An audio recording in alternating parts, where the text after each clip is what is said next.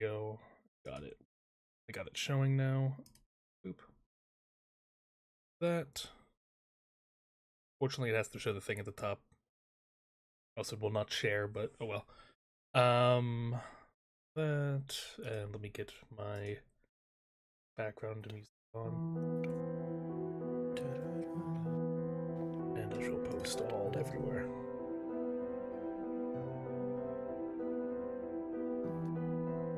Well, there's actually a thought. What if I play one bourbon, one scotch, one beer in the background and very low? And just like my choice will just be like psychotic. And just my choice will just be like psychotic. I got fucking. I got jump scared Mikos in the later fields because that song was part of one of the fucking puzzles. And I didn't recognize it until way later, and I got so mad at myself. Oh, I was so upset. You don't understand. When I realized what it was, I was like, no, I trained for this. It's the one thing I should know. No! No!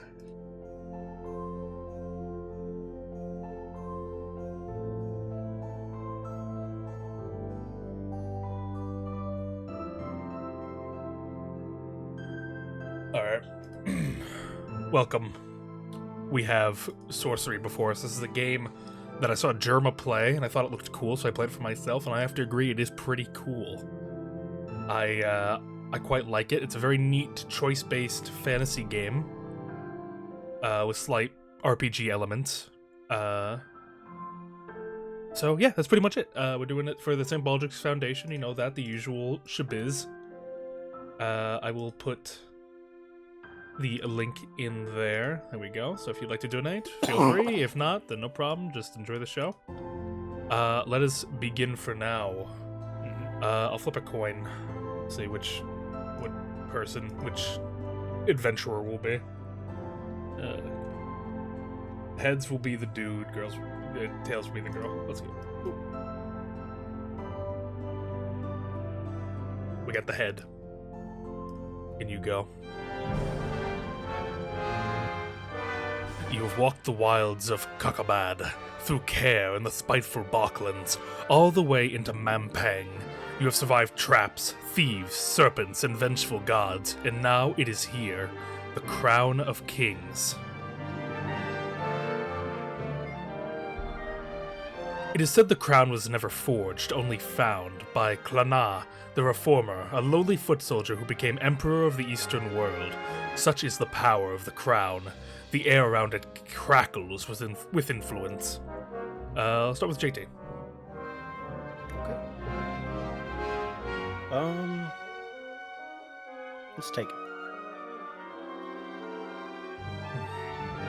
Your destiny awaits. With the crown in your hands, you will be as powerful as Kalana. The goblins are... Oh, wait, hold on. I think we got a... Dono. CC. Oh, Cece with a raid. Thank you, Cece. Very much. Welcome, every other raiders. Please enjoy a little bit of Sorcery. The goblins are arming, the giants are waking, and the birdmen carving cruel daggers from stone. War will come, but you will prevent it. But then, the image of the crown begins to flicker. You rush forward. It's a trap. And startle yourself awake. You are alone, exhausted, in a little hut in the outpost settlement. Your unimaginable journey is not even a single step begun. Inkle presents.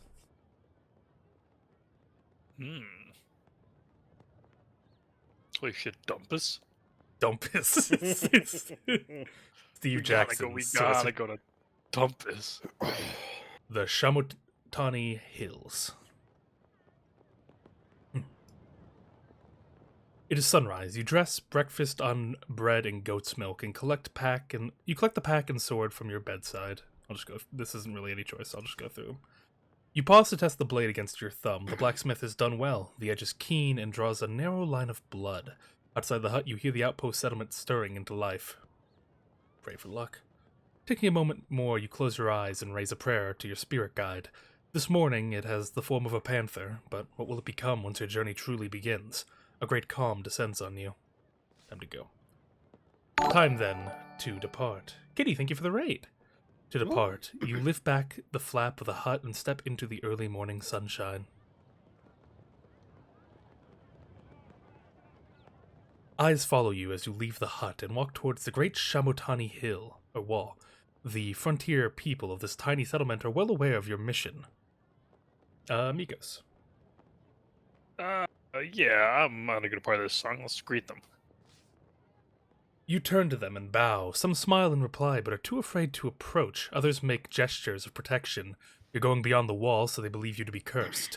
A man is waiting on the path to the Kantopani Gate, the final doorway between the Analand and the wilds of Kakabad. You recognize the sergeant of the Sightmaster Warriors. He holds out his hand. I'll be cordial. Yeah, greetings, Sergeant. He touches his forehead with 2 fingers. You're almost ready, he says. I have for you a gift from the king. 24 gold pieces. It is all we can spare this time. He holds out a pouch. Yeah, I'll take anybody's money if they're giving it away. Damn, give me that. You accept the gift graciously. The grift. You take the grift. You hit the gritty graciously. You should buy some supplies before you pass the wall, the sergeant says. And you must collect your spellbook if you wish magic to aid you. Finally, should you wish to practice your swordplay, I will go one last round with you. And he points with his staff towards the training ground. Alright, JT, where would you like to go? Let's go to buy rations first. You don't waste your stamina. It doesn't actually have an effect, I just like doing it. Small traders in the settlement supply the Sightmaster warriors with weapons, armor, food, and clothing. You go over with the sergeant to a stall selling flatbreads and cheese. 2 gold pieces per ration, the owner says. Let's buy 2 more rations. You hand over your coins, and the man places 2 rations carefully into your pack. You must be sure you eat every day, or you will suffer, the sergeant tells you, standing at your side. Eating more will give you energy, give you extra strength, but it's not necessary. Check the contents of the pack using the item buttons on your map. Here we go. Yeah. So we get 2 meals, I almost ate that.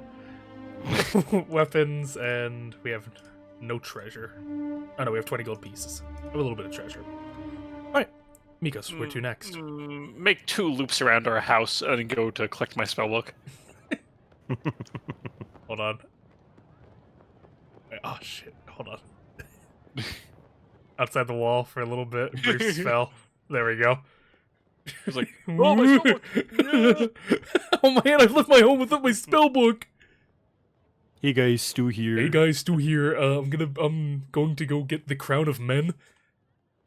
One of the huts, set slightly back from the others, is decorated with glyphs and strange symbols. A terrible smell emanates from the doorway.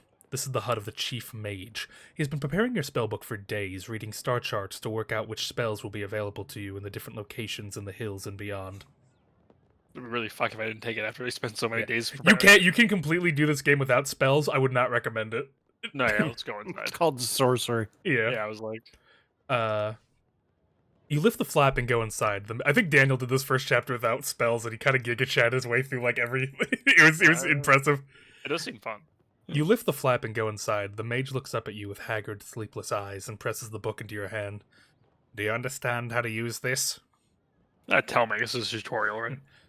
Each spell is crafted through the alignment of 3 stars, he begins. The spell Zap, for example, is made by aligning the Thursta, Aegis, and Pini. But that's not important. What matters is that what the spell is called and what it does. Zap will give you control over lightning, Hot will create a fireball, Foff will create a force field around you. Shall I continue? Tell me more. The mage lot. The law spell is formed by Lilith, Aegis, and Wex, and it will allow you to control the will of unintelligent creatures. The wall spell is quite different and uses different stars. The order matters, you see. Wall creates an invisible barrier. You will find the rest in the book. He adds, tapping the leather-bound volume. Thank you. He scratches absently at his ear. Remember, some spells will cost you effort to use, but the ones that don't will not work without a focus, an item of some kind. You will need to read the book to know what's what. Yeah, so pretty much how in this game works, depending on where you are on the map, you will have, like, the stars above you are where magic is gained in this world, and, like, constellations form magic. So you need to have those stars visible to you when you're casting the spell, and that can differ depending on where you are. Okay. So what it is, like, for every situation wherever it asks you to cast a spell, you'll kind of have just like a random assortment of spells that you can use, and there's usually like the best option, and then there's like the worst option for what you're doing. Why was that other one, the next page, like different? Let me see. Just to show that it's a dark fog. Okay, got it. So, like, for the most part, like, a lot of these will be, like, one stamina will be taken away if you cast the spell. So there's, a trade-off. You can try to solve the issue yourself, or you can use a spell to give you a bit of an advantage with some stuff, or roleplay stuff. Some spells require, they don't cost any energy, but you need to have an ingredient or a focus to be able to cast it. For this, for instance, you would need sand to be able to cast mud. Okay, so I forgot the images for this.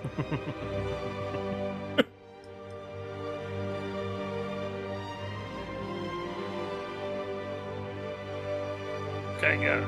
Rock. Rock. A lot of... Where do you work out? Planetarium. Sun. Yap. Yeah. Rap. Where's the ass spell? This is the most formidable spell in lore, but no one knows why. In all recorded history, the spell has been cast only once by a powerful necromancer from the Throbian who have never seen again. Its effects are unknown. The necromancer's notes were found, but they were crazed and unclear. Treat with extreme caution. Cast Zed right now. Do you know how to use that? Zed. Like wings out of existence. And this will be our combat tutorial. Got it. You walk with the sergeant to the training ground, and he wraps the base of his staff in leather. To begin, the sergeant says, we will practice the stances. First, defend yourself against me.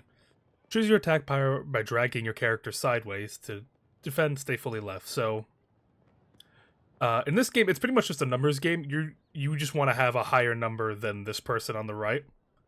So, if he were to throw out if he put 5 power into it, if he had 5.1 power, you would win that altercation, and you would deal damage to him, and you would not take any damage. But that uses our stamina. Okay. Yeah, but it uses your stamina, and he also plays by the rules of stamina as well. So he might do a big attack, but that means he probably can't do another big attack for a while. But I'll let the rest of the tutorial defend. Sightmaster is a powerful enemy. By defending, you will receive minimum damage from any attack he makes. The Sightmaster Sergeant defends himself as well. The round is a stalemate. I will now defend myself, he says. Whatever attack you play will damage me, but a strong attack will use up more power. You should choose a weak attack. So if you know a character's probably going to defend, it's better to, use a baby bitch attack with it, because it won't really matter. Yeah. Because I think no matter what you attack with, if you attack someone who's defending, I think the damage will always be, 1 or something. Oh, okay, so, if we, no matter how much we hit him... Yeah, if he's defending, then it's barely gonna do anything.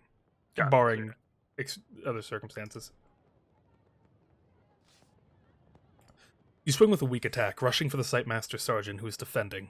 Good choice. A stronger attack would have wasted more of your power. I will defend myself again. So with that, you just do another... Doink. You play a low attack, overpowering the Sergeant Sightmaster again, who raises his defense. My next attack will be one of my strongest, he declares. If you can perform a full attack, you may overpower me, but otherwise you'd best defend yourself. So that's sort of like a gamble. He's putting his all into it, and you can also equally, put your all into it. Okay, but can we do, does he have... Oh, okay, so his attack power isn't... So if we went all the way to the right with the attack power, right? Does that use our stamina? It will, but it slowly comes back over time. Okay. Stamina up here is health. Consider this health right now. Attack power... Yeah, attack power is kind of its own thing. If you use a lot of it, though, I'll just do a big attack so you see, for instance. Ooh. Like, for instance, he got a pretty good hit on us because he has 9 attack power while we have 8. So now you can see our attack power is lower than... It goes like half. Ah, okay. Okay. The Site Master Sergeant performs a strong attack. He overpowers your own strong attack. This situation causes maximum damage. My next attack will be of medium strength, he declares. You may be able to overpower me if you wish to try. So for this, it'd probably be safer to defend. Yeah. We could have overpowered him, but... You defend yourself. The Site Master Sergeant attempts a medium attack, but you receive only a small amount of damage. He raises his defense, but says nothing. So for that, he might be doing a weaker attack, so... Just go in... My next attack will be moderate, he says. So with that, like, we just barely beat him out. You play a strong attack, injuring the Site Master Sergeant once more. He bows. You have finished me. Excellent. You have finished me. Oh. You seem to remember the basics, the Sergeant says breathlessly. Good for another round. Does this matter? Well, this time he'll be fighting for, like, real, so this would be, like, a better example. I think we can do that then. Alright, so, in this case, since this would be JT's thing, JT, you'd be telling me how you want to attack. Okay. I believe... Actually, no, hold on. I think enough training will get an actual... Let me see. Make sure. Okay, no, I mistook. This is just the training thing. Let me get through this real quick. Oh, no. I was debated. There we go. Yeah. Defending will also get more of your attack power back than... Yeah, Jesus! Oh. No, I should have just gone for it. Yeah, let him do his thing, and then... Swing. Thrust. There we go. Okay, so now if you say enough training... Very good, the Sergeant agrees, but if you wish a bout in earnest, then I warn you, I will not go easy on you. He indicates the wider yard where there is space for a true match. So does the stamina come? Can we like just lose stamina generally? Like yeah, certain choices can make you lose stamina. Okay. Eating will regain. Also make you. Yeah. Oh, okay. So it is a resource just there and yeah. replenishes because we're in training. Yeah, if you eat, it'll restore stamina. Though you only need to eat once per day. At the very least, you need to eat once per day. Okay. I'll leave it to JT. Do you want to fight in the yard or do you want to approach the gate? Let's do a fight. Yeah, this one would be a real one. Hopefully it has the soundtrack with it, too. We head over to the yard to practice a bout of real fighting. The sergeant removes the cloth padding from the base of his staff. Unsheath the sword. Yes, it does. It does have the music. This time I will not tell you my intentions, he says. You'll have to read them for yourself. Be ready. Alright, what's our first move, JT? Let's start with like a 2 attack. Alright. 2? Yeah. Ooh. Unlucky. Okay. The Site Master bows to you, taps the ground with his long staff, and readies his stance. You begin with a light jab, saving your energy, needling him and trying to test him out. The Site Master Sergeant comes in with his strongest, most forceful attack. Your blade is knocked aside. The impact catches in your stomach. The mutter goes through the crowd. The king is truly weak to send such a champion, the words spur you on, to stand once more and narrow your eyes at the Site Master. His eyes follow your shoulders. He's probably about to defend himself. You realize a strong hit would be wasteful now. Yeah, strong hit would be wasteful, so let's just do a small one. Under 1. Time to attack. You sting him with your blade, low and fast, saving your energy. I'll wear you out, you declare. His own weapon is raised in defense. He shows his teeth. He is left breathless, but not seriously hurt. His guard is coming up, conserving his energy so that his next strike can be stronger. Okay. Again, we're gonna go weaker. I'll say for the rest of they're not very usually this vocal about the... Yeah, I assume. Yeah. There will be dialogue, but they're not usually very apparent about what they're doing. You kind of have to, like, infer for yourself. I'm gonna defend myself, stupid. So Cleverly, you read his intent and attack lightly, saving your energy while still wounding him. His staff is lifted to protect himself. He grimaces with effort. I saw that coming, he laughs as he pushes aside your sword stroke, suffering only a minor wound. He alters his grip to hold his staff more loosely. He seems to be preparing a simple jab, a chance to overpower him, perhaps. Let's do a 3. 3? Yeah. Fool. The Sightmaster Sergeant is ready to leap behind the cover of a nearby hut as you come at him again. The Sightmaster shakes his head. Not bad, he grunts, clearly weakening. You see his arm grow tense. He's readying for a strong attack. Let's defend. Skadoosh.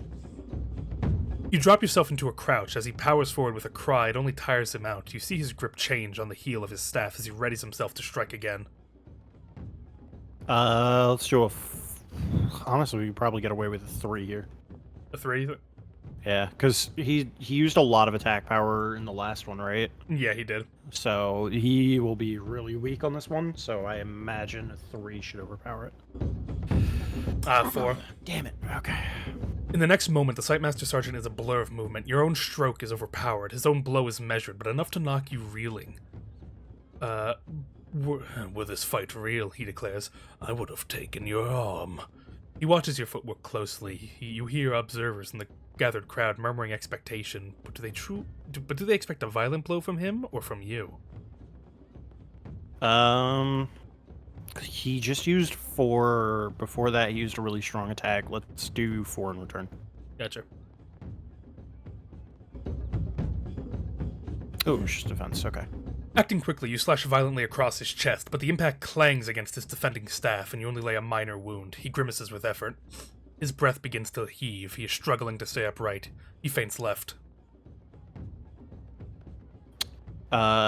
He's probably gonna try and attack now. Let's do another 4. Another 4? Yeah. Gotcha. Boom. Nice. Relentlessly, you cut through and keep him pinned. You swing your sword fast in towards his chest. It's enough to finish him. The Sightmaster throws down his staff. You have me, he declares with a grin. Nice. The sergeant is gasping for breath. He bows to you once more. Not bad, he declares, but you need to cover yourself more, or the beasts of the kingdom will take you apart. As he talks, a nearby healer hurries over with a salve, and your health and the sergeant's is quickly restored. Here we are. For the gate. You reach the foot of the mighty gate. It is sealed. The sergeant places one hand on the wood. The gate has been locked for some time to deter raiders, he tells you. But you will have no difficulty. The stars in this place allow the DOP spell to be crafted. And he stands back. So this is how we cast spells. Ooh. So with it, this will just be your assortment of 3-letter spells. So you would just organize. So, for instance, DOP would be... Got it. Does that book all the spells that all exist? Or that all exist, yes. But they're not always... Not every spell is always available in that start. Yeah. You weave the spell. One by one, the great tumblers of the door begin to crack and groan. Then the hinges turn, and with a noise like a hail of a canvas roof... These gates have not been opened since our last champion was lost, the sergeant says. I wish you more luck than he. Perhaps you will even meet him on your travel. This would be... Yeah. If I ever take him, then he is too slow. The Sightmaster nods, and your spirit animal has changed because of that choice. You now have the raven watching over you. The Sightmaster nods, peering at something on the horizon. I believe he is returning, but transformed. I hope you do not meet the same fate. He claps you on the shoulder. Thanks, bro. Together you step into the shadow of the wall. One last word, he declares. When you have the crown, find the highest point you can find. We will be watching. JT. I understand. I will not wish you a safe journey to Care, for the way ahead will not be safe, the sergeant murmurs, as he peers into the distance through the open gate. The Sightmaster warriors are selected from birth for their incredible powers of telescopic vision. You cannot help but wonder how far he can see.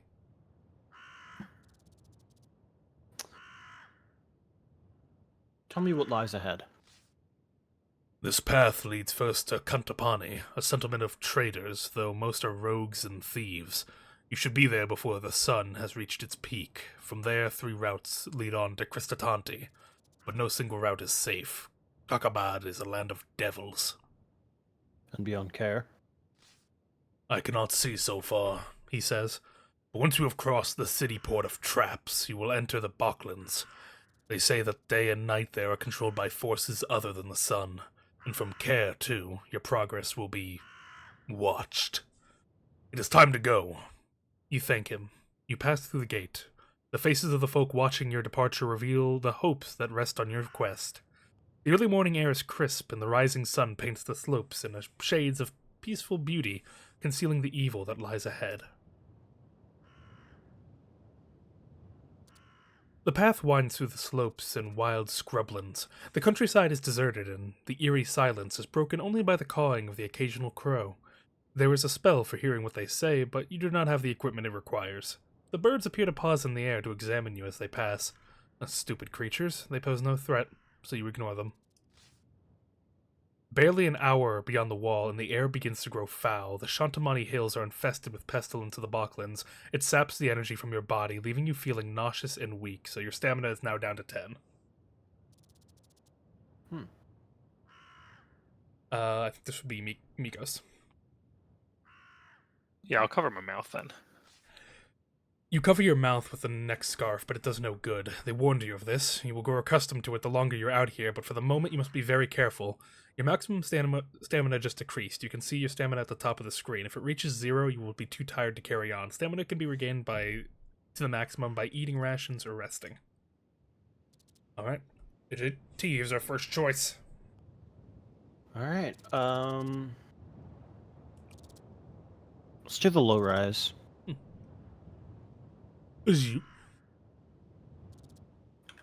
Another hour passes and you crest a small hillock, and from the top of which you can see a path continuing downwards into a settlement of huts.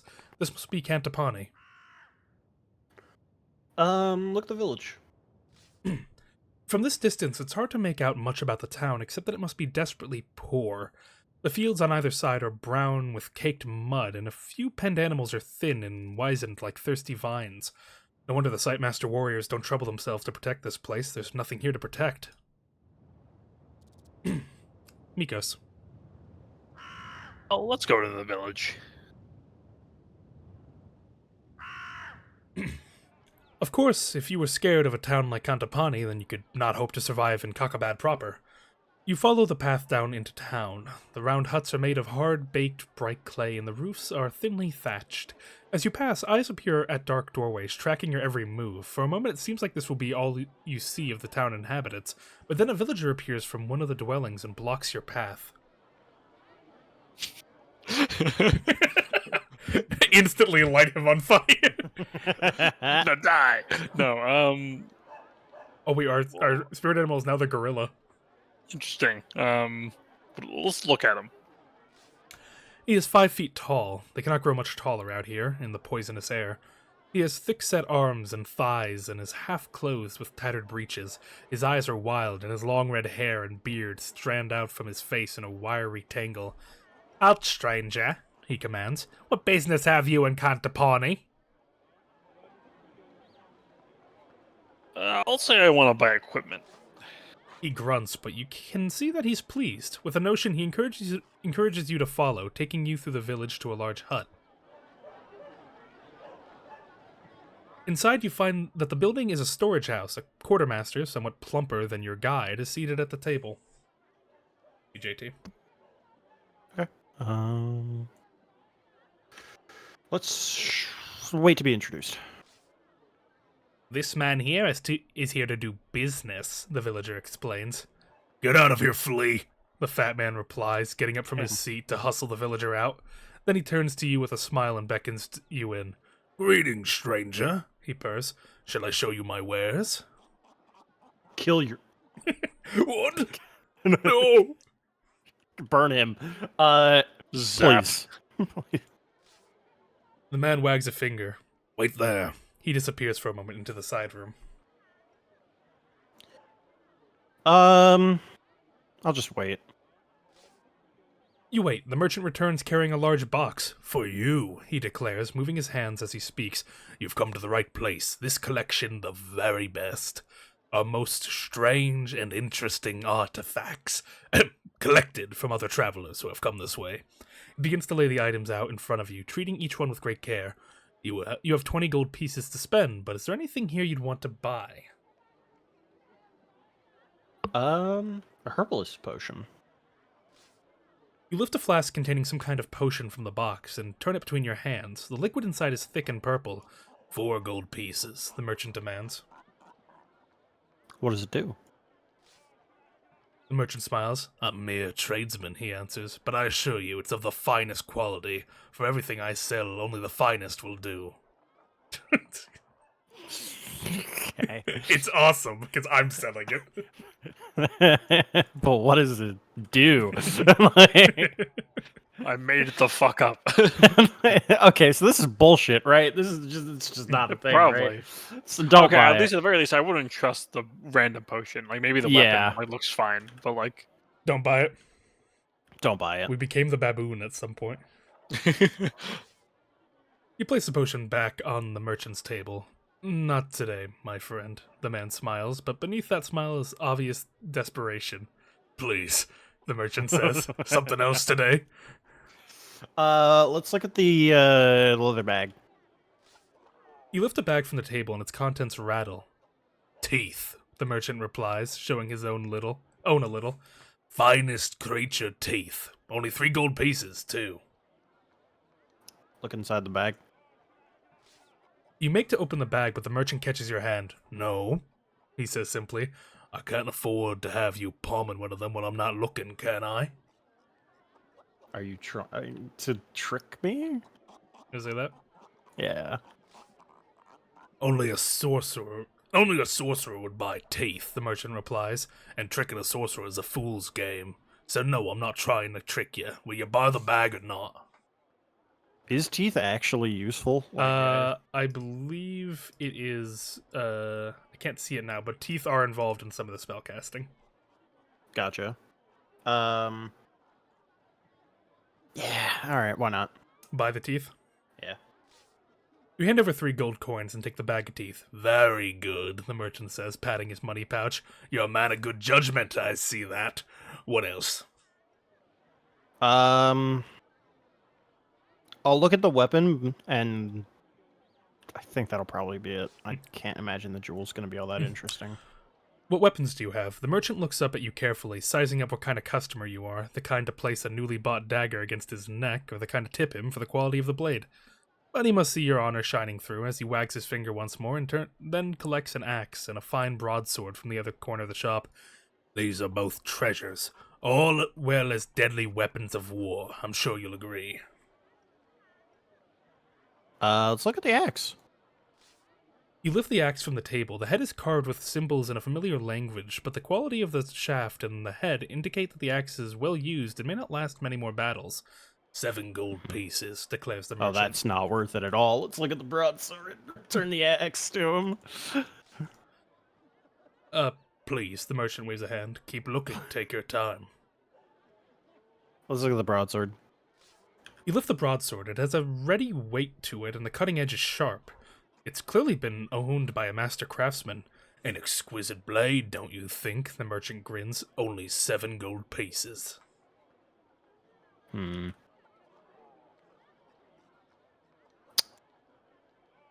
much. You replace the broadsword on the table. It's not a blade for me, you explain. The merchant nods and begins to pack his box away once more. I thought that was going to haggle. Fuck. Ruh-roh. I must save something for my next customer, he replies with a smile. But perhaps you'll return this way, and it'll be you. You get to your feet and take your leave of the merchant. Just outside the doorway in the sunshine, you pause to examine what you've acquired. Looks like the bag of teeth. You open the drawstring bag and sift through the contents. It's quite an assortment. There are 3 teeth from an ape, 4 from a goblin, and 2 from a snatacat, and a large molar from a giant that is the size of a ripe plum. Giant teeth. Awesome. We got our loot box. You head out of Cantabani along the path to the Shadamonti Hills. Passing the outlying huts, you feel strangely uneasy. Hissing from within and live faces disappearing from doorways makes you feel decidedly unwelcome. Then at the edge of town, you pass a large boulder, and at once 2 rough-cut villagers spring out with swords drawn. Bandits. 2 against 1, the first declares. You're lost, calls the other, so hand over your things, come on. Deal with these curs. You draw yourself to your full height. You have mistaken me for someone else, you declare. I would like to give you a moment to reconsider, because I will kill you if I have to. The bandits growl and advance on you, on either hand. Spell me. Yeah. By the way, you can always choose to hit cast a spell and see your It doesn't like lock you into casting a spell. Okay, got it. So if you ever want to know what your options are for casting a spell, let me know. Okay. Let's see, what are our options here? We have a lot. Let's see. You got an F? We have Summon Darkness. I know, calm down. Create a force field.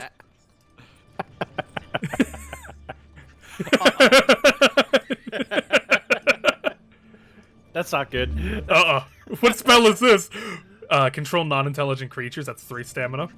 Okay. And Jig, but you need a bamboo flute to be able to cast it. Oh. Okay, I think we'll just fight then. None of those seem like fog might be funny. But we could probably get away, but I wanna hit them. You want to fight? I wanna fight. How about we smoke them? Look at this dude. Oh, The first bandit closes on you, cackling and grinning. Time to put this creature in its place. What's your move, Mikos?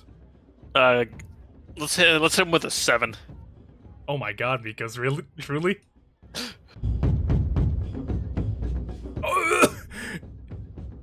You should have made things easier for yourself, the bandit goads, and launches forward with his sword. You go straight for his throat, knocking him back hard. The smile on his face splits into a cry. The bandit stops and coughs up blood onto the earth. He faints left. Full send. Full send? Oh! You cut the imbecile no slack. You go for his throat with all your strength. The bandit gasps his last as you run him through. The second bandit takes one look at his dead colleague and turns and makes a run for it. Get back here, you're not intellectual. Chase him. Yes. You immediately give chase. He will not get away so easily after trying to rob you. After a few minutes of scrambling between rocks, you have him cornered. You draw your sword and grin maliciously. The second bandit cries out, but is ready to fight if he must. What do you do to him? Bourbon, 1 scotch, 1 beer. Give me a 7. No, Mikos. You don't need to do this. Oh shit, that was actually close. The death of his friend seems to have sent the second bandit flying into a rage. He starts to scream wildly as he hurtles forward. You raise your own sword for a brutal attack and knock him onto the floor. The bandit can barely find his balance. Full send. Oh shit, fuck, sorry. I thought that was the text. Continue. You drop into a defensive stance as the bandit swings with great force. You parry in a flash of sparks. You adjust your grip and square your shoulders. He steps back. Full send. Yeah, you could have gotten it. Sorry, that was my bad. Very good. He looks down at his friend's body, and you seize the moment to strike and swing with expert precision and all your strength. Your strike is more than the bandit can take. He falls to the ground quite dead. Hold on, let me do that again, just so I can get you the. I'll do the Mikos technique again. And then the second one is always a full send. They can't win. There we go. Your fight is over. You clean your weapon and regain your breath. Yoink. You're not gonna bury them, Mikos? Can I bury them after I search them? Of course. You search through the bandits' pockets but find nothing, not even a gold piece. Their clothing is ragged and rough, worse than the animals. You leave their bodies for the beasts to pick clean and set off again. After about half an hour, the way becomes an uphill incline. Leaving Kantapani behind marks the true start of the wilderness. Beyond that tiny outpost, there are scattered homesteads and care, a thriving city port, but all are touched by cruelty, isolation, and fear. The Balklands and the long shadow cast by Mampang Fortress darken everything. This should be JT. And this one's me? Okay. Yeah. No time for reflection. But there's no time for reflection. You know the importance of your mission. Now it has begun. You must simply survive first and succeed second. You're well prepared as any man could be. 5 minutes later, you reach a fork in the road. The sergeant, for all his eyesight, hadn't mentioned this. The road splits around the base of a gigantic tree, but does not rejoin on the other side. The left path winds down into a valley, and the right rises up a slope, the first thick forest of the hills. This would be Mika's. Let's look right. It's hard to see much further uphill. The forest is sudden and thick, and the path narrow. It may be hard going in that direction, but the hills will involve a lot of climbing eventually, and you may get a decent view of the next leg from the top of the ridge. Oh, let's look left. You pause to consider the lower route. There's a river there, and the path follows the left bank. It is a safer route, secluded and protected, but the curve of the landscape would mean that you are almost backtracking. You're about to make your choice when you hear a faint cry from somewhere close at hand. Let's look around. You look around, then finally, up in the branches of the tree, you pair a wizened, calloused feet that are dangling down over your head. About to drop on you, perhaps?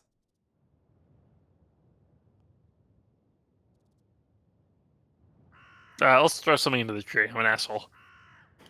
Casting about for a decent-sized rock, you settle on one and turn it to lob it at the tree. You aim carefully for your target, a wiry old man who looks as thin and bedraggled as a winter shrub. The stone strikes him and he cries out as he almost topples from the branch. "Oi!" he cries. "You almost had me eye out!" Look at that, dude. That gooner fit. I love the art style for this game. They got like a really cool, creepy, It's really old school D&D style, appearances. I really dig it.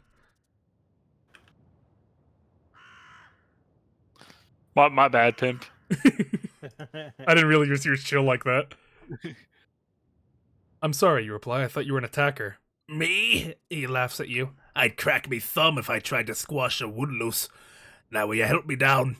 The slow way too, if you don't mind." What are you hiding from? How the old man got up that tree is a puzzle. He looks too frail to lift his own weight. "What are you hiding from?" you cry. "Damned Elvins," he replies. "I were travelling from Dumpus to the outpost settlement in Honorland, but I were waylaid by Elvins, robbed me blind, all but took me eyes, and left me up in the tree.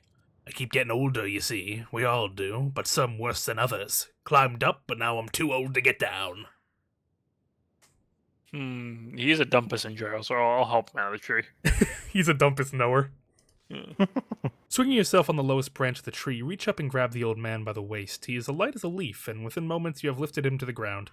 "Thanks for that," he remarks, brushing himself down and almost knocking himself over in the process. "I was just starting to get a bit, perturbed, but I'm on the safe now." He seems remarkably confident, considering that the slightest stumble might break him into bits. What will you do now, dumpus man?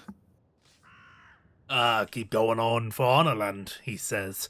"That's where I set off from a while back now. You wouldn't believe the story if I told you.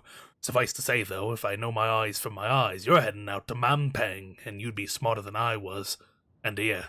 He presses a page into your hand. It's a page torn from a spell book. "This might be of some use to you. I found this. Just found it. Mind, and don't go asking how, but it's no good to me anymore." I'll take it because it might be the cum spell. You take the page and put it into your pack. The man falls quiet and squats down on the ground. With his jabbering done, you hear a buzzing sound from the high-up tree. A beehive. I'm gonna leave. Yeah. Smart. You must move on. The light is fading already as the old man dashes off downhill towards Kantapani at a terrific pace. You consider your options. Can I read the book? Yeah, I think it might Maybe be got a in new page. items. Let me see.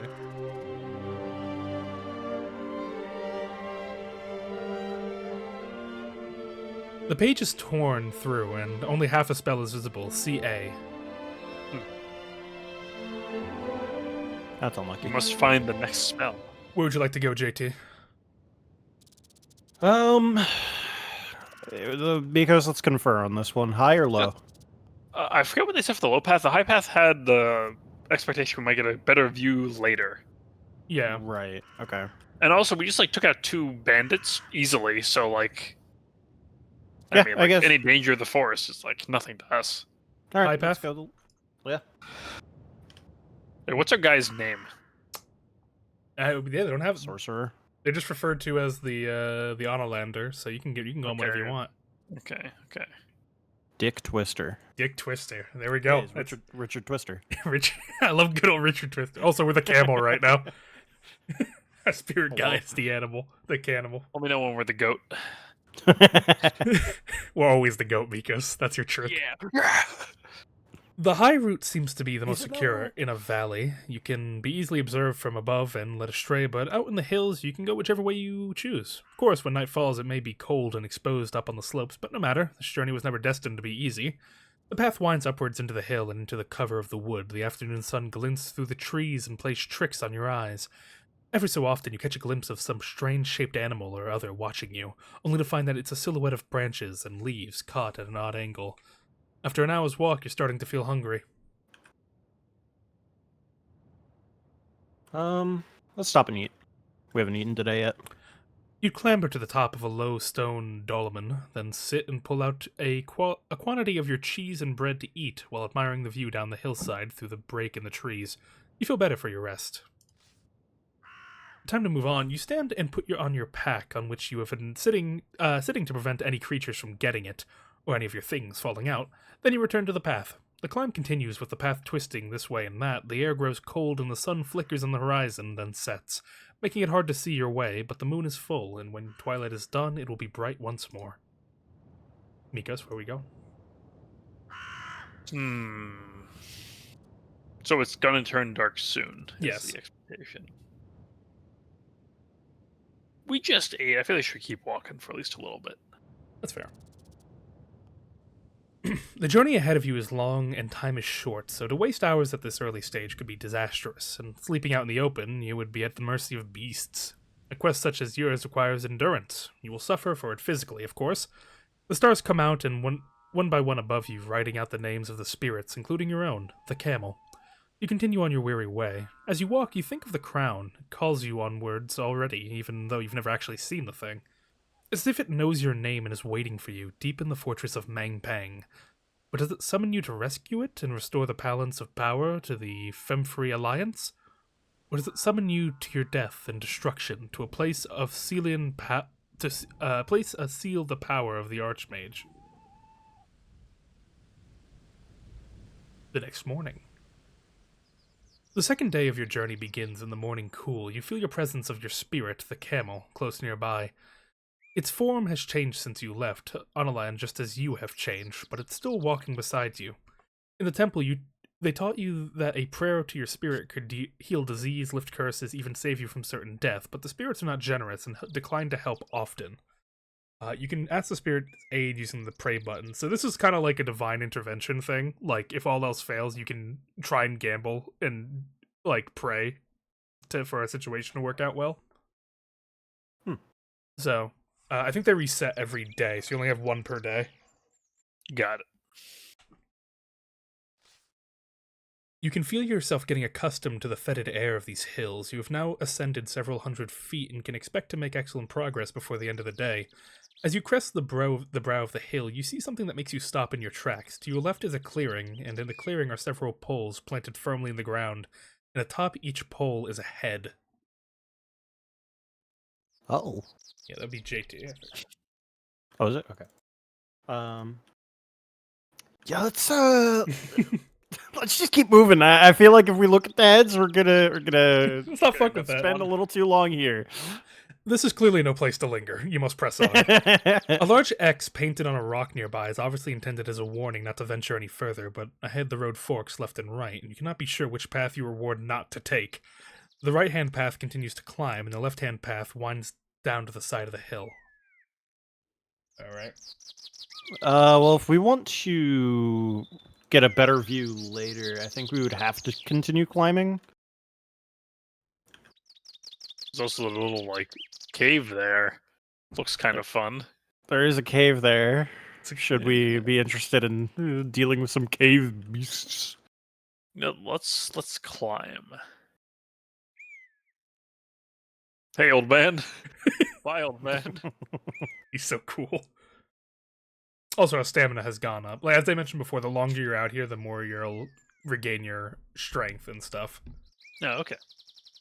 The climb continues up the next hill for several hours until you are not far from the top. Then the faint sound of bustling activity reaches you, tramping feet, grunting voices, and the clanking of metal against rock. There's something ahead, hidden by ancient trees that line the slopes. That'd be Mikos.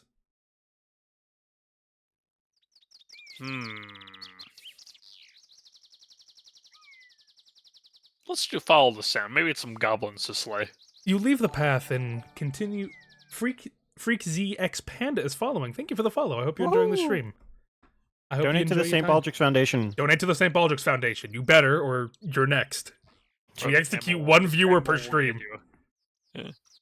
You leave the path and continue cautiously through the woods. A short distance onwards, you hide behind a tree and survey a clearing. A number of goblins are in the clearing, working at the mouth of the open cave. They trudge in and out of the opening, carrying large bowls in their arms, piled up with glistening rocks and dull metallic nuggets.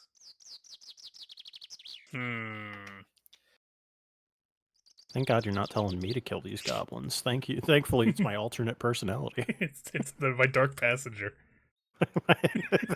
I want to say it so bad, but I can't. I don't know. We have a new person here. I don't know how they'd react to the dark masturbator. You just said it. I'm aware. I said it. Okay. Let's make a break for the cave entrance. You just sending it? Yeah. I'm just gonna send it. You creep closer, moving around the side of the hill nearer to the entrance of the cave. Then, when all is quiet, you seize your chance and race across the clearing to the mouth of the cave. Oh, good luck. We need to get some momentum. Good luck, he starts. You pause a moment at the cave mouth, but no one has seen you. Following the passage cautiously, you move between the cool rock walls of the mine, passing and ignoring ladders that lead down into the clamoring heart of the mine, where hundreds of goblins sing as they work. Eventually, you reach a junction. Go left or go right, JT? They're singing. Hi-ho. I don't want to interrupt them. You going, JT? You have to right or left? Shit. Let's go right. I know Mikos wants to kill these goblins. You follow the passage to the right. It twists around deeper into the hillside and ends in a sealed wooden door.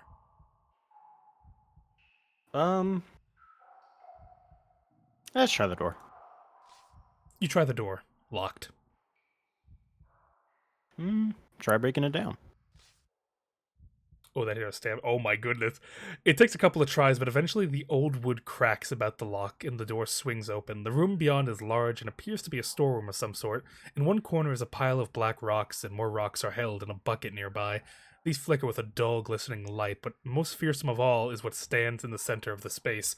A mechanical apparatus, perhaps, a press or a stone cutter, being operated by a large and powerful ogre. Uh-oh. He does not, for the moment, seem to have noticed you. Okay.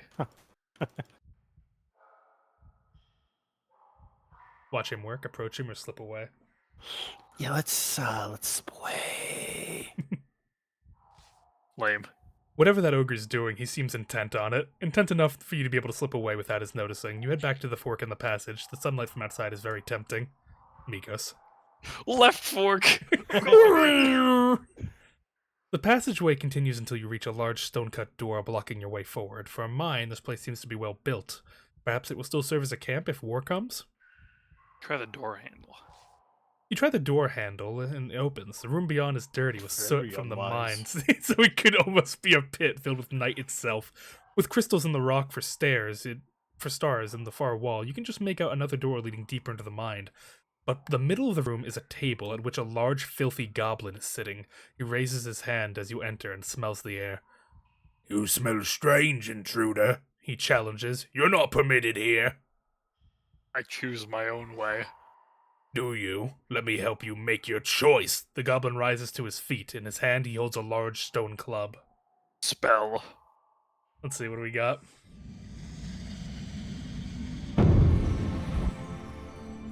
What are our options? I think we have a zap.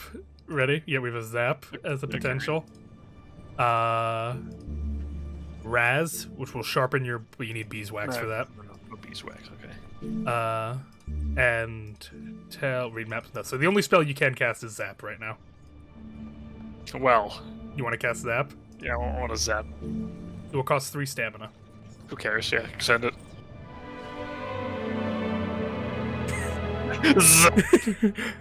You cast the spell, and a bolt of lightning shoots from your fingertips at the goblin. He reels backwards and hits the floor, quite dead. With the goblin defeated, there's nothing to stop you from moving further into the mine. Why is it always quite dead? He's quite dead. Yeah, but if you ever hear Search this room first. that audio stinger, means like that's the best outcome of spells you could have picked for that. Oh, so of those options, that was the best one. That was the most efficient one, I guess, would be the better way to say it. Cool. Search this room. Before you move on, you quickly scour the corners of the dark room in case there's any gold or weapons lying around. You find nothing until you search the goblin himself. He's wearing a silver key on a chain around his neck. You lift it away. Onwards. The next door will take you deeper into the mine. You can only hope there won't be a rock fall. Further in. Okay, good luck. Yep. Only way to go. You open the door into the pitch black passageway. Grope. Where you going, JT? What are you doing, JT? Let's cast a spell. Let's see if there's... we're the fox now. We are the fox. Let's see what spells we got. We got a light spell, perhaps. Sus. Sense danger. Far, see the future, you cannot do that. Foff, that will create a force field. I think... Oh wait, you do H. You can. Huff, you cannot do Huff. How, or find safe passage. So you can find safe passage or... what was the other one? Or sense danger. How is probably the best one here, I would imagine. So cast How? Yeah, I know it is a stamina, but like, might as well. Yeah. You throw up the spell and then consider both directions. Inside your mind, you begin to feel quite different as you face the door as when you face back into the room. The pitch black passage deep into the mine evokes only a hot sweat, but looking back makes you feel calm. Heed the warning and go back, or push ahead into the Yeah. Heed the warning. Enough of this mine. Your mission lies over ground. I'm a warning leader. The literal stars told me. What would Pixis say? 9. You head back down the passageway to the floor. I heard whoa, and I said, all right, back it out. Out we go. 90% of sorcerers quit it before they shrink big. You creep back out from the cave and avoid being noticed. Leaving the mine behind, you continue along your path with tall trees either side. By the bridge. You follow a path that leads sharply downhill into a narrow valley in which streams run. There's no path along the bank, but there is a bridge. The Mikos. Alright, I'll inspect. You test the ropes. They seem to be firm. If this is a trap, it's not one that will dump you into the stream, but you could always struggle through the vegetation on the bank and try to finding a fording point. Let's use the bridge. Moving slowly with one hand on your sword hilt, expecting the boards to give away at any moment, you inch across. The bridge holds and you reach the other bank quite safely. You now have a long walk ahead of you along the ridge and through the light covering the trees.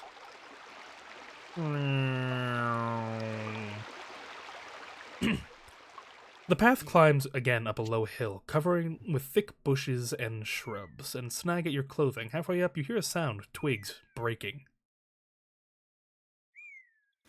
Is this me then? Yeah. Okay. Let's freeze and assess the situation. You freeze. A large creature the size of a bear emerges directly in front of you. It has black and white fur and a long bushy tail that trails out behind. It growls menacingly. Is that a giga skunk? It looks like it. Let's try to try to edge around it. Perhaps if you're careful, you can slip around it. To the left. Leaving the main trail, you slip through the shrubs around the creature. Its patch is clearly the square of dirt through which the path leads. It watches you to ensure you don't come too close, but it doesn't attack. After a few minutes of this, you are on the other side and able to continue. The path leads down through another valley and back up another hill. 2 hours pass. Cool. No wasting stamina. A settlement? Loot. The sun is now just past its zenith, and everywhere a dusty heat rises from the baked earth. You're worn out, almost to the point of physical collapse. You need food and rest, and no more trouble today has been... and no more trouble. Today's been too punishing already. You begin to think about where you will stay for the night. Another night of walking will leave you exhausted, but then you see a small village set into the hill. We'll look at it. Smoke rises from the stacks. The houses are well set, and the stone at their bases and thatched roofs of grasses and thick leaves. There is unusually more than just one street running through the center of this town, but it's as though this place, well, once rich, has had its heart scooped away. Litter surrounds the buildings, and on the edge of the village are rows and rows of empty abandoned houses. You continue your slow trudge along the path. So, JT, you can either avoid the village or enter the village.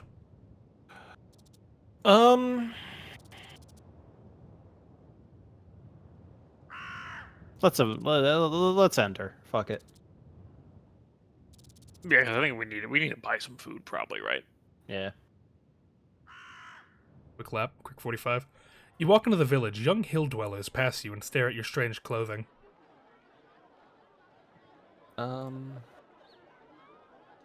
Look at the people. The people. Their own attire is rough by comparison to your gear. They wear their hair long but piled up on their heads. These people are ghastly poor. The village is like a ghost town here on the knife edge of the Bachlands. Ooh. Mikas, what would you like to get? Rest at an inn or talk in an alehouse? So, normally I think the good move would be to rest in an alehouse with our 3 stamina. However, I can talk in an alehouse, so I'll be doing that. Excellent. Maybe there'll be another stinky goblin I can zap in there. Just walk in instantly. Zap. Oh god, look at these people. Walking down the single road, you quickly find a hut with its front covering pulled wide open, and the smell of brewed beer coming from inside. You go in. Several hill dwellers are here, talking gruffly. When you enter, they watch you with understandable caution. The owner of the hut comes over to you. "Welcome to Crestani," he declares. "What do you want?" The one looks like a fucking worm. I can't see what their body is. No, I think that's their arm, but it looks like that's their body. Oh, this one. Yeah, this does look like it's just a worm. What are you looking at, wise guy? Chocolate. I'll greet the owner. Oh. "An evening of rest and drink to wet my throat," you reply.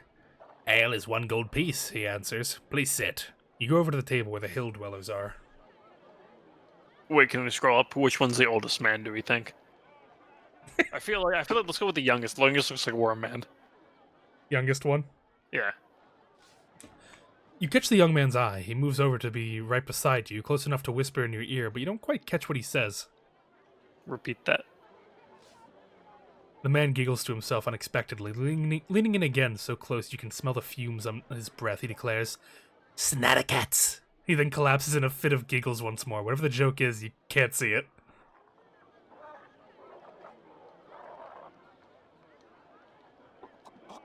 Tell me about the village.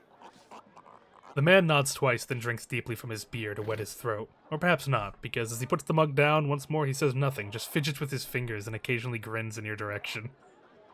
Orb guy has not been going well. Ask other Drells what's up with this weirdo. You catch a woman's arm nearby. "What's wrong with this man?" you demand. She shrugs, slipping free of your grasp. "Every village has one," she answers.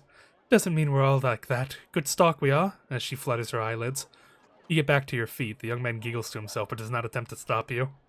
Start with the old man, then maybe he'll be non-wormy. You turn your attention to the oldest man at the table. Whatever face he once had is lost in a labyrinth of wrinkles, and his skin is the color of tanned hide from a lifetime of beating in the sun. Greetings, old man. He raises his mug in salute. "Stranger?" His face is gravelly, like the dusty dirt that lines the streets of his town. "Where are you from?" I come from Analand. "Not many as cross through the Cantabani Gate. In either direction, if you know what I'm saying." I understand you. He grins and picks his teeth with a fingernail. "They say there's a war coming. Something to do with a crown." A crown? "The crown of kings," he says. "That's how the leader leads. Without the crown on your head, no one will follow you. The crown can raise an army from the farmyard or command a population to walk into the sea." He shakes his head. "Sounds like a bad idea if you ask me. But if someone's got to wear it, I'd rather they were an Analand than Mampeng." You sip your beer. The old man exchanges glances with the younger man sitting opposite. Come out the area. Let's get some information. Can you tell me something about this region, you ask? Cristostanti? Certainly, I'll tell you that around here we're always glad to help out strangers. Why would I say the second one ever? I hate you. Idiot. Tell me what lies beyond this town. Beyond Cristostanti, there are two paths, he says. One takes you past Aliana's home, and you will need your wits about you if she's there. The other leads you up into the hills and Liaki, a domain of the Great Ones. Either way you choose, I wish you the luck of Sindula on your journey. Sindula. Let's get some info. I don't need your gods. God of hopeless causes, the man replies and laughs. The crowd in the inn is starting to thin out. You finish your beer in a single draught and get to your feet. You make to leave the inn. The owner stops you, holding out his hand. No, pay him. You pay him his gold piece and step out into the street. You look this way and that, trying to decide what to do next, when you realize the old man has joined you once more. He grabs your shoulder and presses the fruit into your hand. Bomba, he declares through a fermented breath. I grow them myself. Good for the stomach. He pats your belly and walks away, swaying slightly. Look at the fruit. You turn the old man's gift over in your hands. It is thick, rinded fruit that keeps well and will be highly nourishing when you decide to eat it. Its only drawback is its incredible weight. It's now evening and time to sleep. Okay, wonderful. Alright, go to the inn, JT, or sleep outside?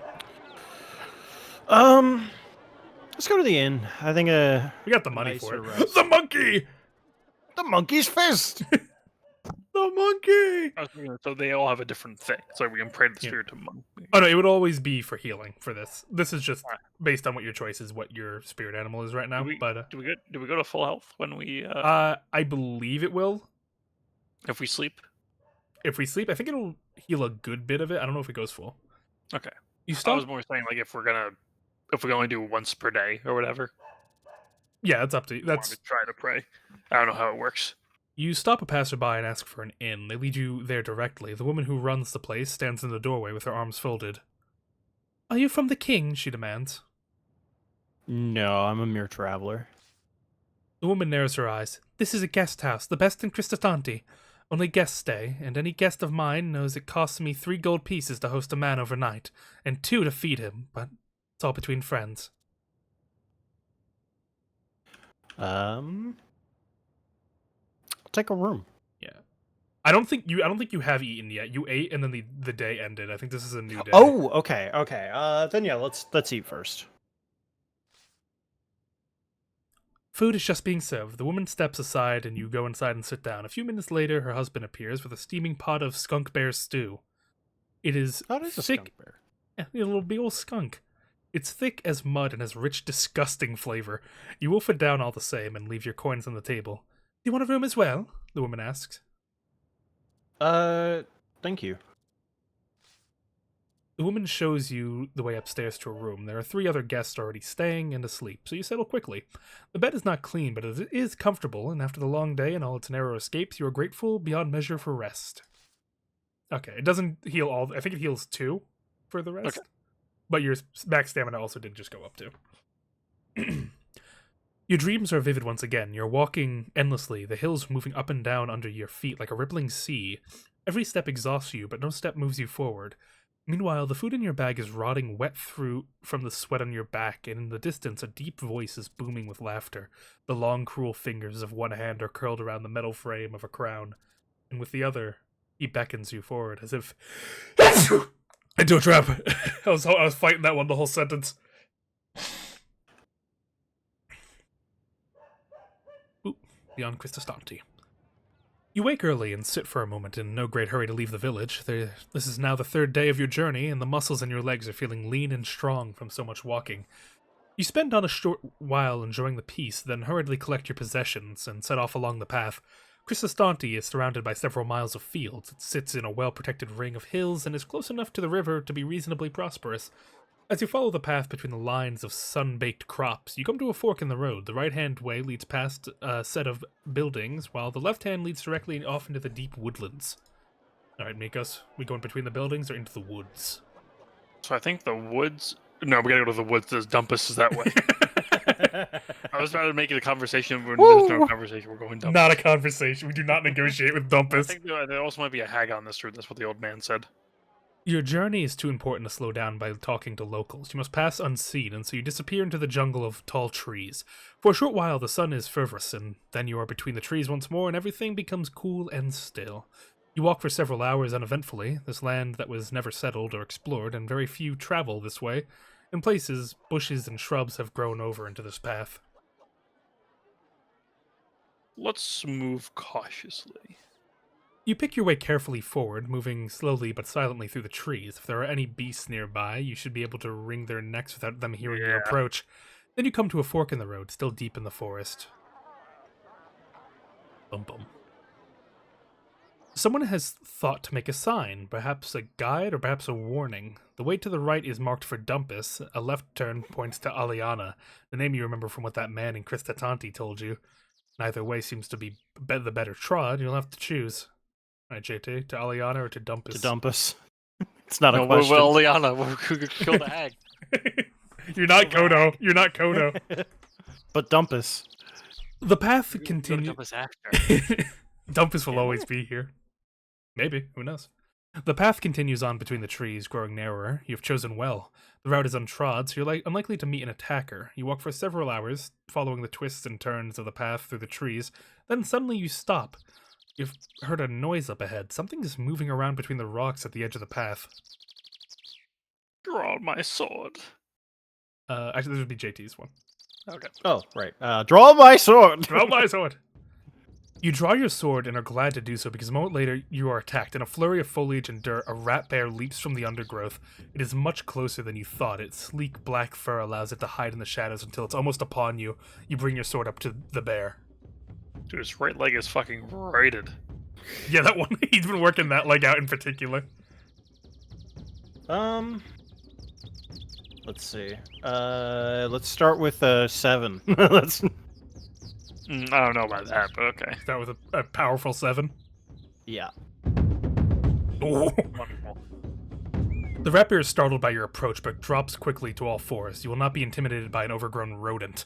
You plant your feet and ready a mighty sword swing. At the last moment, the rat bear leaps, all claws off the ground and ready to plunge into your body. You chop it out of the air. You have opened a deep wound in its side. Send it. Full send? Full send. Oh, just barely. Damn. Then you slip on the mud and leave yourself open. The rat bear charges and leaps, and it's on you, teeth and slashing claw and lashing tail. For a moment, you think the creature will bite off your head. It drops to all fours and lowers its head.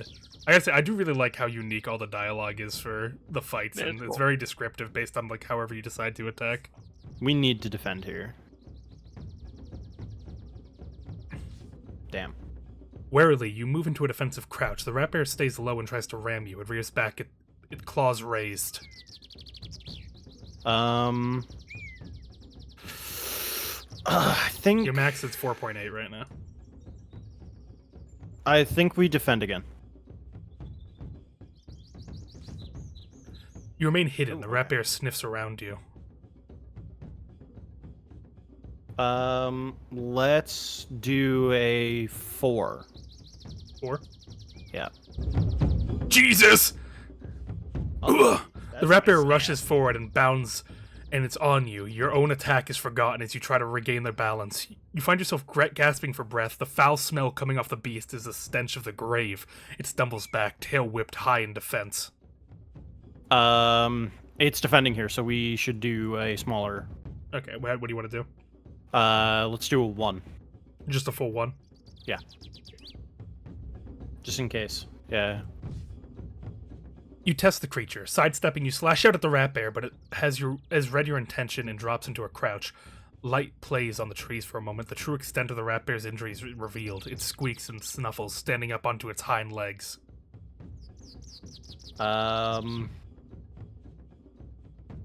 It's gonna make a full power attack. I don't know if we want to risk Our doing max full right now power, is so 6.7. Let's defend. Because we could have beaten it, but then we would have been at a loss. You can almost smell the creature growing enraged and duck quickly behind a tree. Squeaking with enough rage, the rat bear charges forward, but you keep yourself guarded. For a moment, it is close enough for you to smell its sewer breath.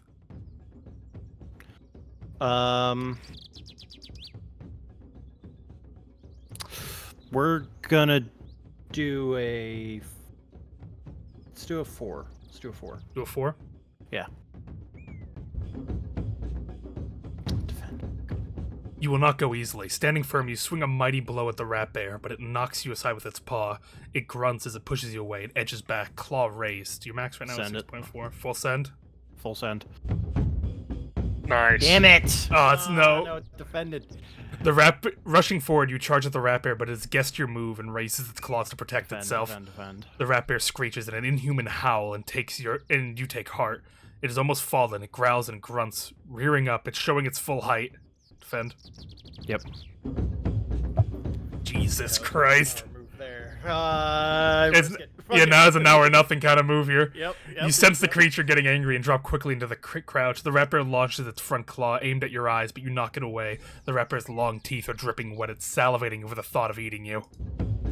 Oh, Jesus. Oh my god. 9 stamina loss, shameful. You risk 9 stamina loss. Damn. You risk an attack, dropping your weight. You chop a mighty stroke against the That rat is bear. Sad. Then your sword That slips one- between the creature's ribs and drives deep into the putrid heart. The rat bear squeals and falls to the ground, face down in the mud. We could have killed the hag. I'm just saying. Like, He would've Would I have been able to? I'll play it out I'm for bad- now. I'm bad at this combat, though. With the beast dead on the path, you are free to move onward. Dumpus! I love Dumpus! And you can choose to eat whenever you want. There's like sections where they'll ask, do you want to eat? But you can also choose if you'd like to eat at any time. We should just go on for now. The path winds a few more times around gigantic trees, thousands of year-olds, and then emerge onto the sudden path as if the forest had been scooped away by a gigantic hand. A river trickles thinly between the short grasses, and by its bank stands a tiny village. Nikos, do you avoid the village? Maybe we should pray for healing. You want to try that? Yeah, honestly, yeah. Yo, elephant! Elephant Back me came up. through. Do you want to avoid Dumpus, Mikos? What the fuck? Never. Loopy-loopy, yeah. Today has been a mercifully short and uneventful. You have made excellent progress with Uneventful. with a decent meal and a night's sleep. Your next day will start auspiciously, so you begin the gentle climb down into the village. You follow the path down into the village, passing a sign which declares it to be Dumpus. The streets are thin and narrow, and the buildings have been set close together, as if trying to withstand the storm. There's a terrible smell hanging in the air. All in all, it seems very unpleasant. Mikos, where would you like to go in Dumpus? Let's explore the town. I want to get into some combat with some locals. Halfway along the track, you come across a couple of merchant huts. You browse for items worth buying with your 11 gold pieces. Your attention is taken by finely woven skull cap, a finely crafted sword, and a small bag of provisions. Show me the skull cap. You pick up the skull cap and turn it over. Stolen from the priest of Dadulay, the merchant declares with pride. A fine piece of work, 4 gold pieces. Looks like an object of magical properties, though what they might be is unclear. Can I try it on? Place it on your head, but you feel nothing. Take it off again. Let's put it back then. Just really, when you put it back, you will not have the option to buy it again, if you want to buy it now. That's fine. You shake your head and place the skull cap back on the merchant's table. Examine the sword. Carefully, you lift the longsword from the table and you swing it through the air. It cuts with a finely carved edge. A fine piece of work, I'm sure you'll agree. The merchant enthused. 6 gold pieces. We need a better weapon. Let's buy it. You pay him 6 gold pieces and strap the longsword around your waist. That's enough. You nod to the merchant. The merchant smiles. Is there anything else I can help you with? Any work to be had in Dumpus? Is there any work to be had here? I need to earn some money. The merchant sizes you up. You look like a good worker to me. What if my friend needs some digging doing? I'm sure he would pay you and feed you for it. Digging what? The merchant shifts uncomfortably. Does it matter? You'll find out. He stares at you. So, he asks, looking over his shoulder at the path. I'm going that way myself. You coming? Yes, he has my gold on him, so yeah, I'll go, yeah. JT, up to you. Head out of town, talk to villagers, find an inn, or follow the merchant. Let's follow the merchant. You? We gotta get paid. Paid. He leads you to a house on the edge of the village and introduces you to the householder, a stout man who is probably incapable of lifting a spade, let alone digging with it. I'm ready to get started. Spades out back, he replies with a jerk of his thumb. You walk through the man's house into the back garden. The smell is terrible. The job is not just to dig a new cesspit, but to dig over the old one. And it's going to be several hours. Work that'll probably take the whole night. You collect the spade, stuck it into the ground by the hole. Start digging. Yeah. You can also just see what spells you could cast if you want. Yeah. Let's Yeah. see. You can always just Our look stamina for these. usage though. Your options today are Pep, causes strength but no fire water. Zap, self-explanatory. Kill him. Like, Big, you will grow in size. Those are your three. Wait, is there dig? There is not dig. damn. Oh, wait, there is a D. Big is- Oh, there's nothing here. Okay. Big is probably the best, but I'm worried about our stamina. How much stamina do we have? You are at 6, and he did promise you rest and food after the job was done as well. Alright, fuck it. Big. We big. You cast a spell and wait for it to take effect, then you feel the spade turn from a heavy tool to a mere toothpick in your hand. As you swell 3 times your usual size, you have digging work done in barely any time. You go back into the house and collect your money, 3 gold pieces. The grateful householder also provides you with some food, as well as a space on the floor to rest for the remainder of the night. You settle down happily and are quickly asleep. You dream strange dreams as you sleep. Tall trees rise like hooked fingers on either side of you, ready to close into the fist that you as you creep forward. The hills stretch out into the distance, a frozen sea treacherously deep. Great forces lie underground, ready to open the hole in the earth. You will never see it in the dark. Overhead, you fancy you hear a flap of giant wings. The birdmen came for the crown. Perhaps before this journey is finished, they'll come for you. The Birdman. The Birdman! You rise early. Let me see. Is this? Oh, it is not okay. It's just whenever they decide to come back. Okay. You rise early, dismiss the attention of the householder, and head out into the street. Within a few minutes of walking, you are out of Dumpus and back into the road. After an hour or so, the way branches with one path heading up into the hill and the other turning downhill, and along one side of the barren stony ridge. Is that a village you can make out on the top of the hill? It seems a lonely place for it. Mikos, go downhill or go uphill? Urastani.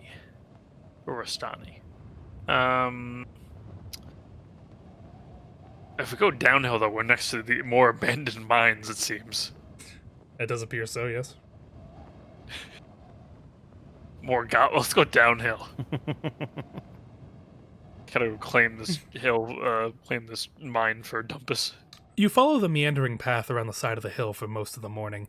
It's difficult to see the way ahead through the tree line, but you can't see any other alternatives, so you keep going, and eventually the path bursts out onto the narrow stone ledge.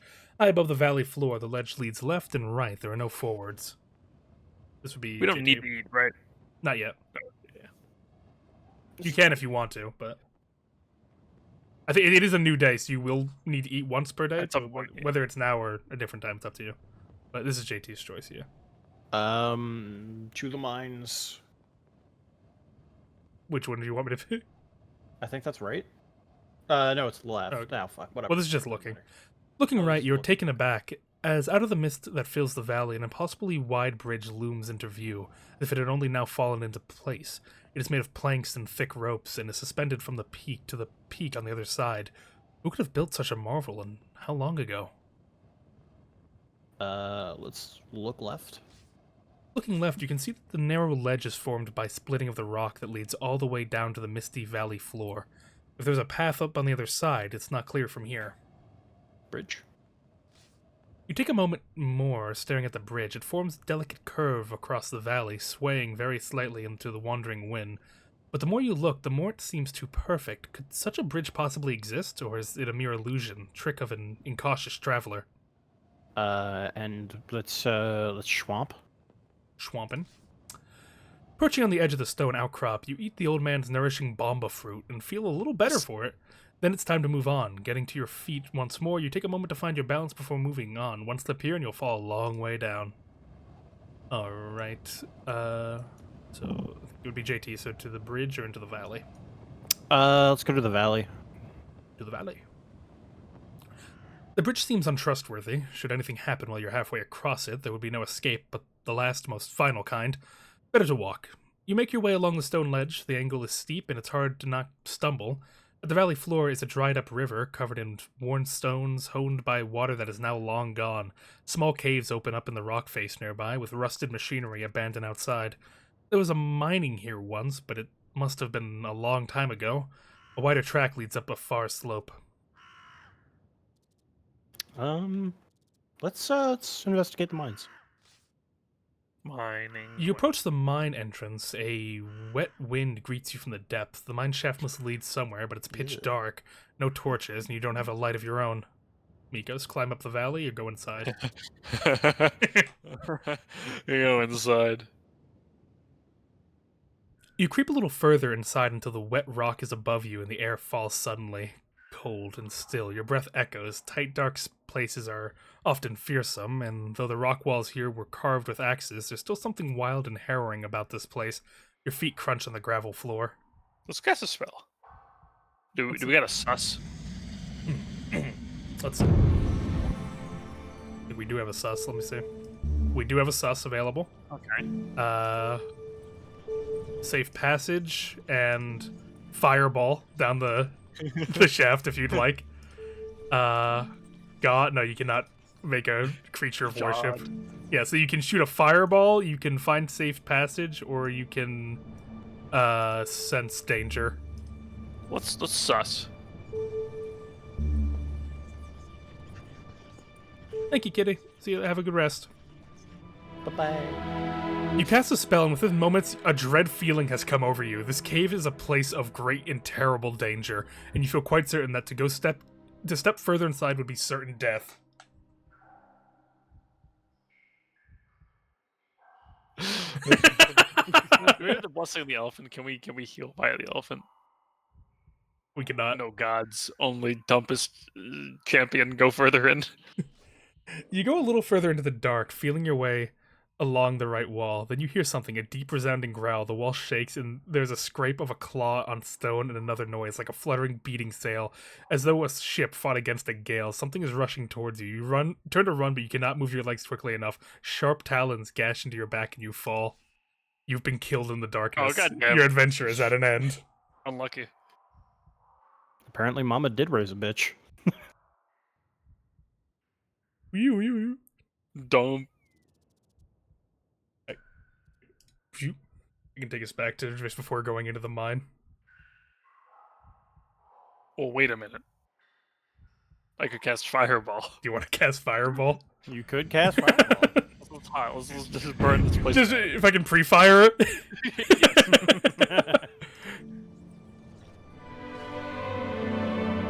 You cast your spell, creating a fireball on your palm that fills the mine shaft with light. Looking ahead, you see the passageway splits in the T-junction, with turnings left and right that lead the way and downward into the mine. But then, approaching up the left passage, you see something, huge eyes and clawed feet. Then it growls with hot, malicious rage. It's rushing you. Well, when I got a hammer. Hurl the fireball. You toss the fireball towards the creature. There's a smell of burning flesh, and the monster roars in pain with an almost human sound. Before it can recover, you turn and run out into the sunshine up the path, hoping it will not follow you. Jeez. I could have taken that. Your breath is short and your heart is hammering as you pause. Halfway up the valley slope, a small wooden hut is opposite, set a little ways back from the path.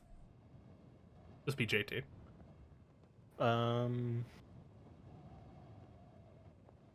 Let's approach the hut. Thinking you might be able to stop to buy food, you head downwards to the hut, but halfway across the scrub towards it, you see a figure emerging from the doorway, a troll. Drop out of sight. You crouch down quickly and watch anxiously to see what the troll will do. The creature stands outside the hut for a few minutes, looking this way and that, his colossal head turning with speed and dexterity of a mill wheel. Then he stomps away around the curve of the hill. You probably have a few minutes before he reappears.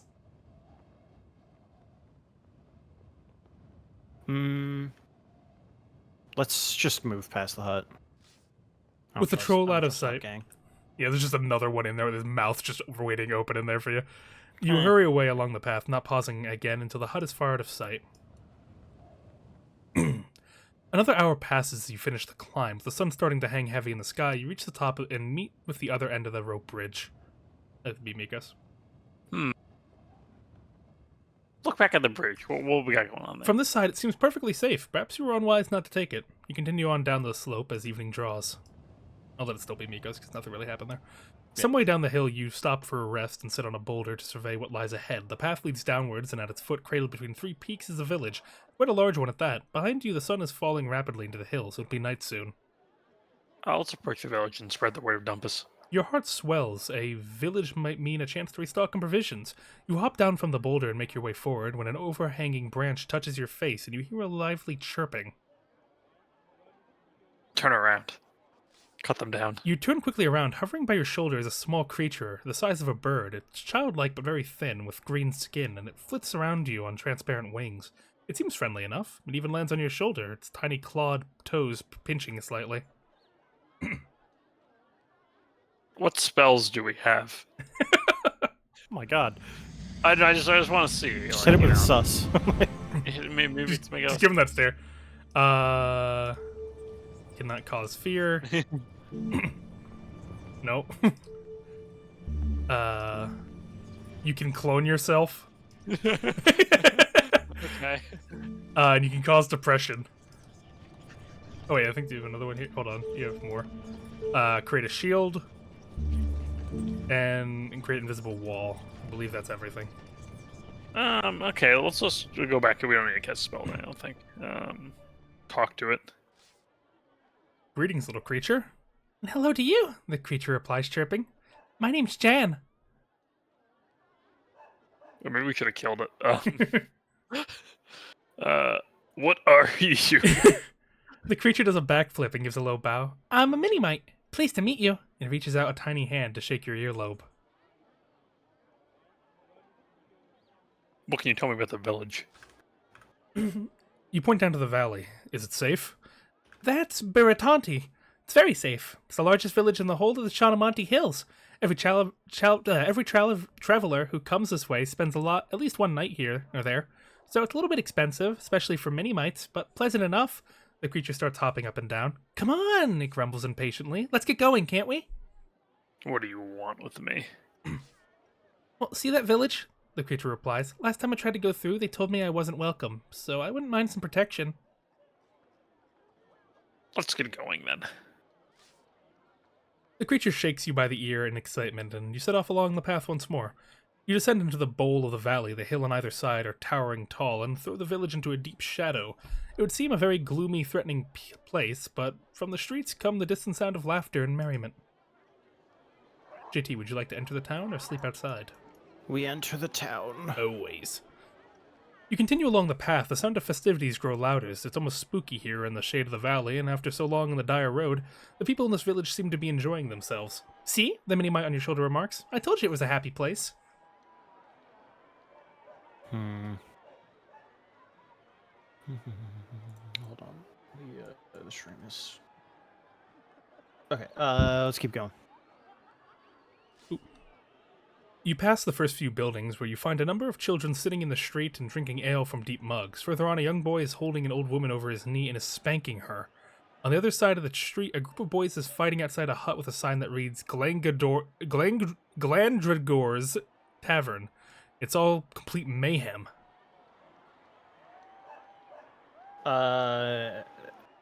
What the fuck? Ayo. Perhaps we should save the old woman? You stride over to the boy, intending to rescue the woman, but the sight of your manner and sword, the boy puts her down and gets to his feet. Hey, what are you on about? He demands. I'm the leader of this village for today, and I say get to bed. Um, laugh at him. You laugh at the boy. He's quite clearly enraged and lets up a hollering cry. Suddenly there are hundreds of children around you, not all beggars, but well fed and armed with sticks and pitchforks. Jan is making a hissing noise in your ear. You better run for it. Yeah, we run. Swallowing your pride, you turn and race out of the village. The children follow, standing by the gate and waving their impromptu weapon. Well, Jan sniffs, you're quite the warrior, aren't you?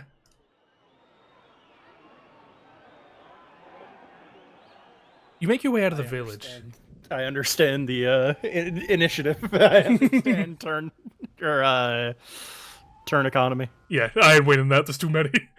You make your way out of the village and into the stand of tall, dry trees under the overhang of one of the cruel mountainsides. Between curling roots, you find a small place to settle down to rest. Jan perches a little way above you on a knot and is quickly asleep. You're tired enough to follow suit. This would be Mikas. We already ate today, right? Yes. Let's just settle down for the night then. You rest your head on your backpack and close your eyes. Perhaps a few hours passed when you awake, suddenly aware of shadow moving between the tree trunks. It turns, as it sniffs the air, a wolfhound.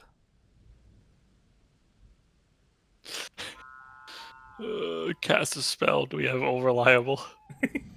Shiakazing. Let's see what we have. We have... No zap. We have Big. Oh, Big doesn't make us, like... Law. Control non-intelligent creatures. Big's only one cost, right? Yeah. Jig. We cannot cast Jig. I think that's everything. So we can Big or control its mind. I think Law is also one... No, it's 3. Up to you. Or if you want to just go back and... Oh, well, what are the other options? Throw something at the creature, fight the beast, or hide. Let's fight. You draw your sword, the long metal flashing in the moonlight. The beast roars and howls. 7. Lucky number 7. Damn. The wolfhound creeps towards you, jaw dripping and fur shining wet. It will not listen to reason. You're charging headlong. It bounds forward, only to run itself onto your blade. It writhes and howls. As the wolfhound grows weaker, its snarls get madder. Full swing. You pull out all your strength into the swing of your blade, hoping to finish the creature in a stroke. The wolfhound drops back. The wolfhound is crawling now, its fur thick in dried blood. I'll defend. Good idea. The slavering beast goes for blood. You react on instinct, dodging around a tree for cover. You're shaken but unharmed. All the way. You turn your sword about for a wild blow. The blade cuts deep as the wolfhound weakly opens its jaws to bite. You plunge your blade between its teeth and all the way down to its heart. The wolfhound howls a gurgling, blood-soaked sound and then dies. Nice. The beast defeated, you pause to regain your breath and wipe your sword. Hungry. Then, once satisfied, you lay down again and try to sleep. Jan flutters down and resettles on your shoulder. Your dreams are filled with walking, with peaks and valleys and endless paths. A curious light plays across them, building walls to heights before running them. As it moves away, the rest of the night passes silently. Goodbye, Britatani. I hardly knew you. You rise early from your spot beneath the tree. As you gather your things, Jan leaps up onto your shoulder. Ready to go? He chirps. You rejoin the path on the far side of Britatani. The sun sits on the horizon like a gleaming jewel. If all goes well as you reach Torapani today, the last village in the Shah Monty Hill. After a short climb, the path breaks, heading uphill to the left and downhill to the right. This would be JT.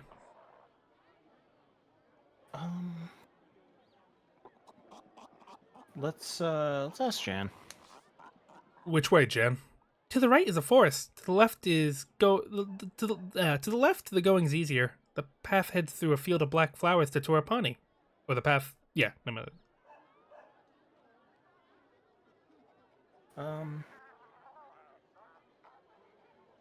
What else do you know?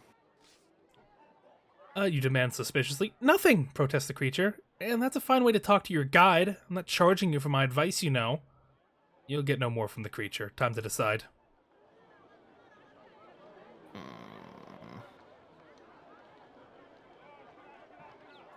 We go left. We go left. No, to the peaks. We go left, you decide. Good choice, Jan replies. The path slopes gently downward through the shrubby forest and across patches of dry, weary earth. The Shamonti Hills are relatively verdant compared to the Balklands beyond the Jabaji River, and you can see the influence of the distillation already creeping into the soil like a spreading infection. Then, as you crest a rise, a powerful, pleasant smell reaches your nostrils, and you see off to your right a path through a field of beautiful black flowers. I think this would be JT's stuff.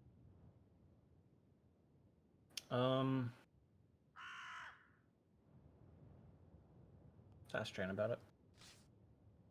Jan, what are these flowers? Who knows? Who cares? Chirps the mini-mite, dancing about on your shoulder impatiently. This is the shortest path to Torpani. Do you want to get there or not? What spells do we got? I will see what I can find out for myself. I can see what I can find out for myself, you tell the creature. Good luck with that, Jan replies. You clear your mind, trying to ignore the smell rising from the field, and ready a spell.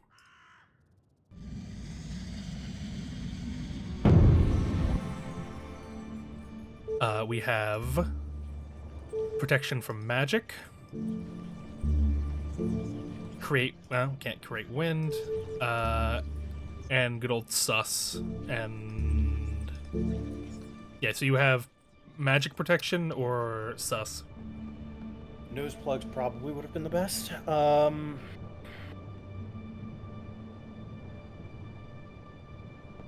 Suss it.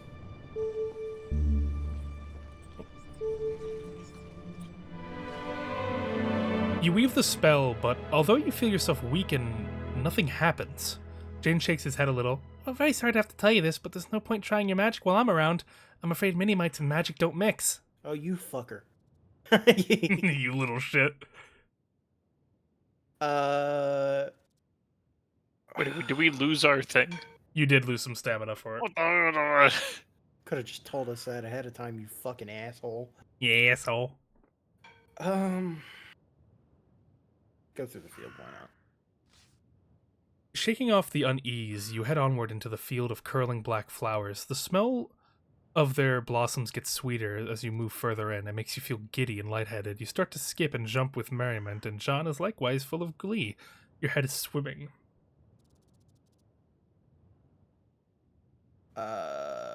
Keep going. You push forward through the flowers, but quickly break out into a run before hurling yourself headlong into the blooms. Jan begins to fly around your head in fast circles, making you feel even more disoriented. I think we should probably turn back. You consider turning back, but when you turn, it's only to turn about on the spot and throw your hands up to the sky, with which a wonderful shade of blue. I think let's jam out. Everything, the air, the smell, the movement, the velvet color makes you want to dance. You throw down your possessions and unfasten your cumbersome sword so you can move more freely. Then your hand, it hits something hard. It's a skeleton. He has blossoms between his bare jaws and more blossoms clasped in his bone grip. He bears no injuries, but there's not a scrap of skin on him. He seems to have came here and simply would not leave. Leave. You lay back among the blossoms. Go. You gather a few flowers and squeeze the sap from them as droplets into your eyes. You stretch out, inhaling deeply the black lotus soulful aroma. The Black Death fills you with such joy that all your troubles are forgotten as you slip into a deep, wonderful sleep. Unlucky. Your remains will nurture these deadly flowers. Unlucky. I guess I'll take us before I guess so, yeah. So we can't go that way with her. So, you will be going to the right. We go right, you decide. Then be on your guard, Jan warns you. You climb a rise. The way is not too steep, and as noon approaches, you have crested the ridge and are descending yet again. You're at the highest point of the hills, where the trees are thin. The view west goes on forever, and sometimes you catch a glimpse of Care on the northern horizon. Thanks for being Mikos. Let's just keep going. You decide not to stop and eat, but push on. John is in a talkative mood and fills the air around with his chatter and what he can see and how things smell and what he plans to do once he makes his fortune in Care. You pass from the open hillside into the patch of deep forest. Quite suddenly, Jen falls quiet and hisses in your ear. Stop! Stop now! Stop and say nothing. You come to a dead stop. John is right. Something is moving through the trees behind you. A moment later, a point of steel has emerged from the darkness between two trees and touches your neck. You've seen me, whispers a voice. I know it. Let's answer. I see nothing, you call back. You're quite safe. It is not I who is not safe, returns the voice. I wish I could cast a fireball. Help us prepare to fight. You have a moment to draw your sword before the tall, dark figure of an assassin emerges from the trees. He's dressed head to toe in black, and you had not seen him a moment before, even though he had been standing a mere arm's length away. He wields a sharp scimitar in expert hands. Ooh, spell. What do we got? What are we cooking with? Kill. Oh, it's here. Zap is here. Okay. Walk with create a shield. Fix no. Yeah, so you can either make a shield or zap. So let's make a shield. Let's see what happens. Walk. You cast the spell and it drains the energy from you, but nothing happens. Strange. Remember Jan is on you.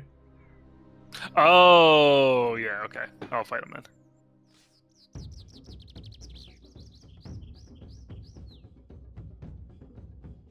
What's the move, Mikas?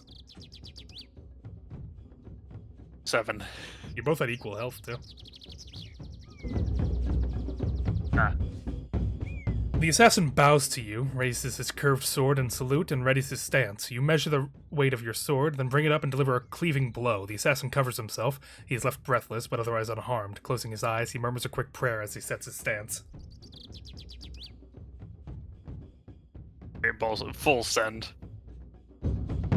Ooh! The trees watch as the battle unfolds. Relentlessly, you cut and thrust, keeping him pinned. You rush forward with a deep, heavy slash, catching him off his balance. Blood drips from the assassin's tunic. He curses under his breath. My duty is to sever your head from your neck, the assassin says, in a voice as cold as polished marble.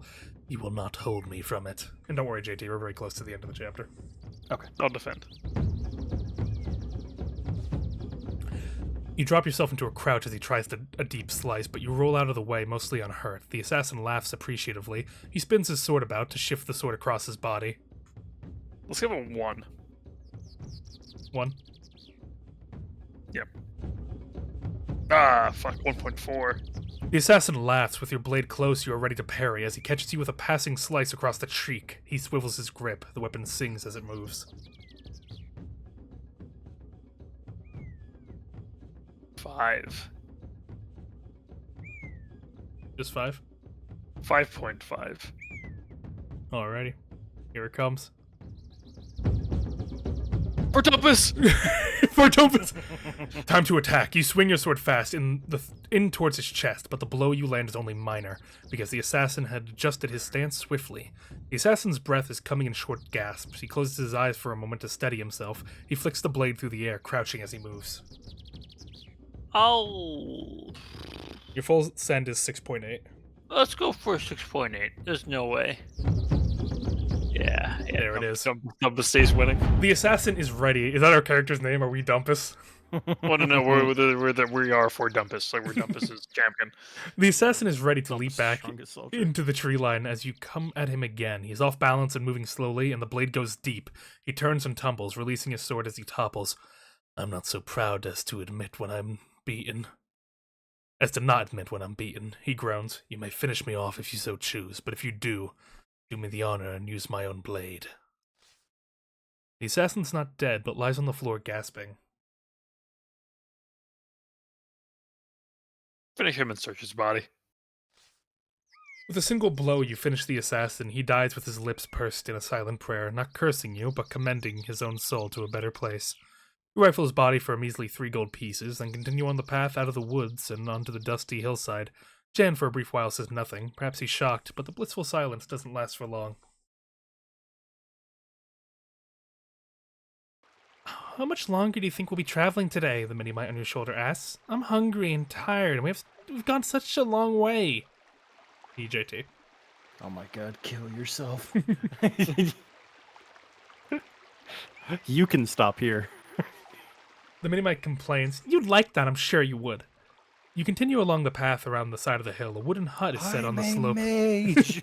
With an old woman. Bitch. With an old woman sitting on the front step, a river seems to emerge from beneath her. As you get closer, you realize the water flows under her house, and the house itself is set up on splayed struts like an insect straddling the watercourse. A few paces from the front of the house, the water plunges over the edge of the sheer cliff and disappears. Try to greet the woman. Greetings, you call. The woman looks up and smiles. Well, come over here, won't you? She calls. I can barely see you. Miko's walk to the house or approach the woman. She might be a hag, and then She's definitely a hag. Yeah, the second she said, come closer, I'm like, nope, that's water. I'm not doing that. That's No, she can't cast any magic on me because of, Oh, true. Jan. You approach the old woman. She smiles a toothless smile and gets up from the step. Come in, please, she beckons. I get so lonely living out here on my own away from the villages. If I go inside, I can tell her about the stories of Dumpus, the greatest town. You're like a fucking Jehovah's Witness. Yeah. Go inside. Yeah, you go inside for Dumpus. Thank you. Thank you. You follow her inside and take a seat by a long wooden table. I'll bring us some tea, she says. She sounds almost nervous. Hurrying to her kitchen, she returns with 2 large cups. Watch it, Jan whispers in your ear. I don't trust this one. Make conversation. The tea is still hot. You cup it between your hands as you speak. What's your name? They call me Gazamoon, she replies with a smile. I used to be quite well known in my way. You nod, but you've never heard of her. This is a beautiful place. This is a beautiful place, you remark, watching the river outside the door plunging away over the cliff face. This is the top of the crystal waterfall, she says. The river runs straight under my house. They say it carries all my goodness and youth away while I sleep, and the villagers bathe in it for luck. She giggles. I'm sure it isn't quite true. Why do you live alone? It must be more dangerous. Oh, she smiles sweetly. No one bothers about me. Why would they? You smile and nod. You make to sip your tea when the old woman stops you, catching your arm before the cup reaches your lips. Oh, she says suddenly. I'd forgotten the pot. She goes back to the kitchen to fetch it.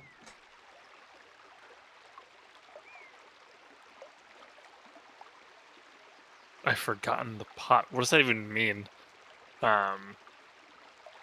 Switch cups. Switch cups with her? Yeah. While she's away from the table, you switch the 2 cups around. Then when she returns, you lift the one closest to you and drink. A sudden deep pain grips your stomach and you double over. What's happening? You wince. Fucking laxatives in it. You wince and cough as you find yourself seizing up. Oh, suspicious stranger, laughs the woman. I can count on travelers suspecting my witchcraft. Kill you! You try and shout out, but you are paralyzed and quite powerless. The old woman begins to search through your bag. Jan flits about in some distress, unsure what to do. Then with a coo of delight, she pulls out the spellbook page that you were given by the old man in the tree. My book! She cries. The missing page! Why didn't you tell me you had my missing spell? She scurries off into the kitchen and returns with a cup of liquid, which she pours into your half-open mouth, while clucking and stroking your head. It's an antidote, and you feel your body slowly unfreeze. Finally, she slaps you to bring you around. What is the spell? It's a spell of pest repulsion. You have no idea how useful it is around here. She shakes her head. 4 days ago, I was visited by a traveler such as yourself, but when I was making my tea, as I always do, he started leafing through my book and tore out a page. He must have been a wizard of power, because he vanished almost too fast for me to curse him. Will you uncurse him now? Well, she looks a little uncomfortable. I rather think it might be too late. I aged him to almost 130 years, you see. I wanted him to slow down, but instead I sped him up. And she giggles. She fusses with the page, repairing her spellbook with some gentle magic. Shall I show you how useful the spell is? She says. No. You shake your head. I've had enough of your magic. Oh, you poor thing, she clucks. I'm sorry about the tea, it's just habit. You sure you don't want me to rid you of a pest? And you realize she's looking at Jan. I have no pests. No, she agrees with some disgust. You seem rather clean. She gets to her feet. You best be going. Jan hops onto your shoulders, whispering profuse thanks in your ear, and you leave. Yeah. So if you didn't have that, that would have been a game over there. Like, you could have just died, but... It's implied that that old man is the first guy they sent out. The Anna Lander. Okay. Yeah, that's what it says transformed before. He didn't make it very far. Not really, no. It is now late afternoon. Well, with what you've experienced so far, it's now late afternoon. You pass over the brow of the next hill, and below you is the village of Torapani, slugged from one side of the valley to the next like a flood barrier. BJT. Let's observe it. Torapani is a village of Sfin, an aggressive-looking race of man-orcs. You might expect their village to be rowdy, but it seems strangely quiet. Yeah, go into town. I don't know why I was waiting. Still, there's no way around it. You'll have to go through. I'll let you keep going, since nothing happened there. Okay. You enter the village. There's a definite air of depression hanging over the place. The Sfins are going about their business slowly and miserably, and pay you no heed. You sit yourself down on a tree, stump in the very center of the village, and consider your options. So let's find an inn to rest. There are 3 inns in the village, but 2 are closed down, their windows boarded and their thatched roofs rotting through. The third looks a little better, but at least its door is open, and the smell of well-cooked food drifts out. From the sign by the doorway, it seems that the food costs 3 gold pieces, and a bed for the night costs 5. A bed for the night costs 5 gold. Damn! We don't got the spice for that.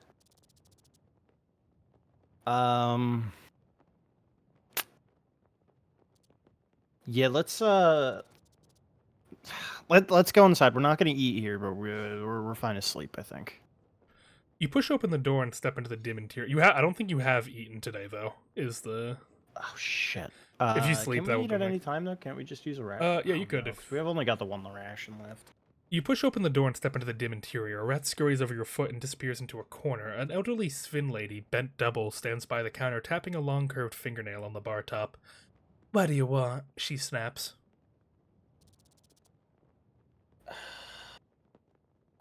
Do we do room and board? We don't have enough. Oh, we do. Yeah, we have enough. We have enough money, but it's 8 gold. Like.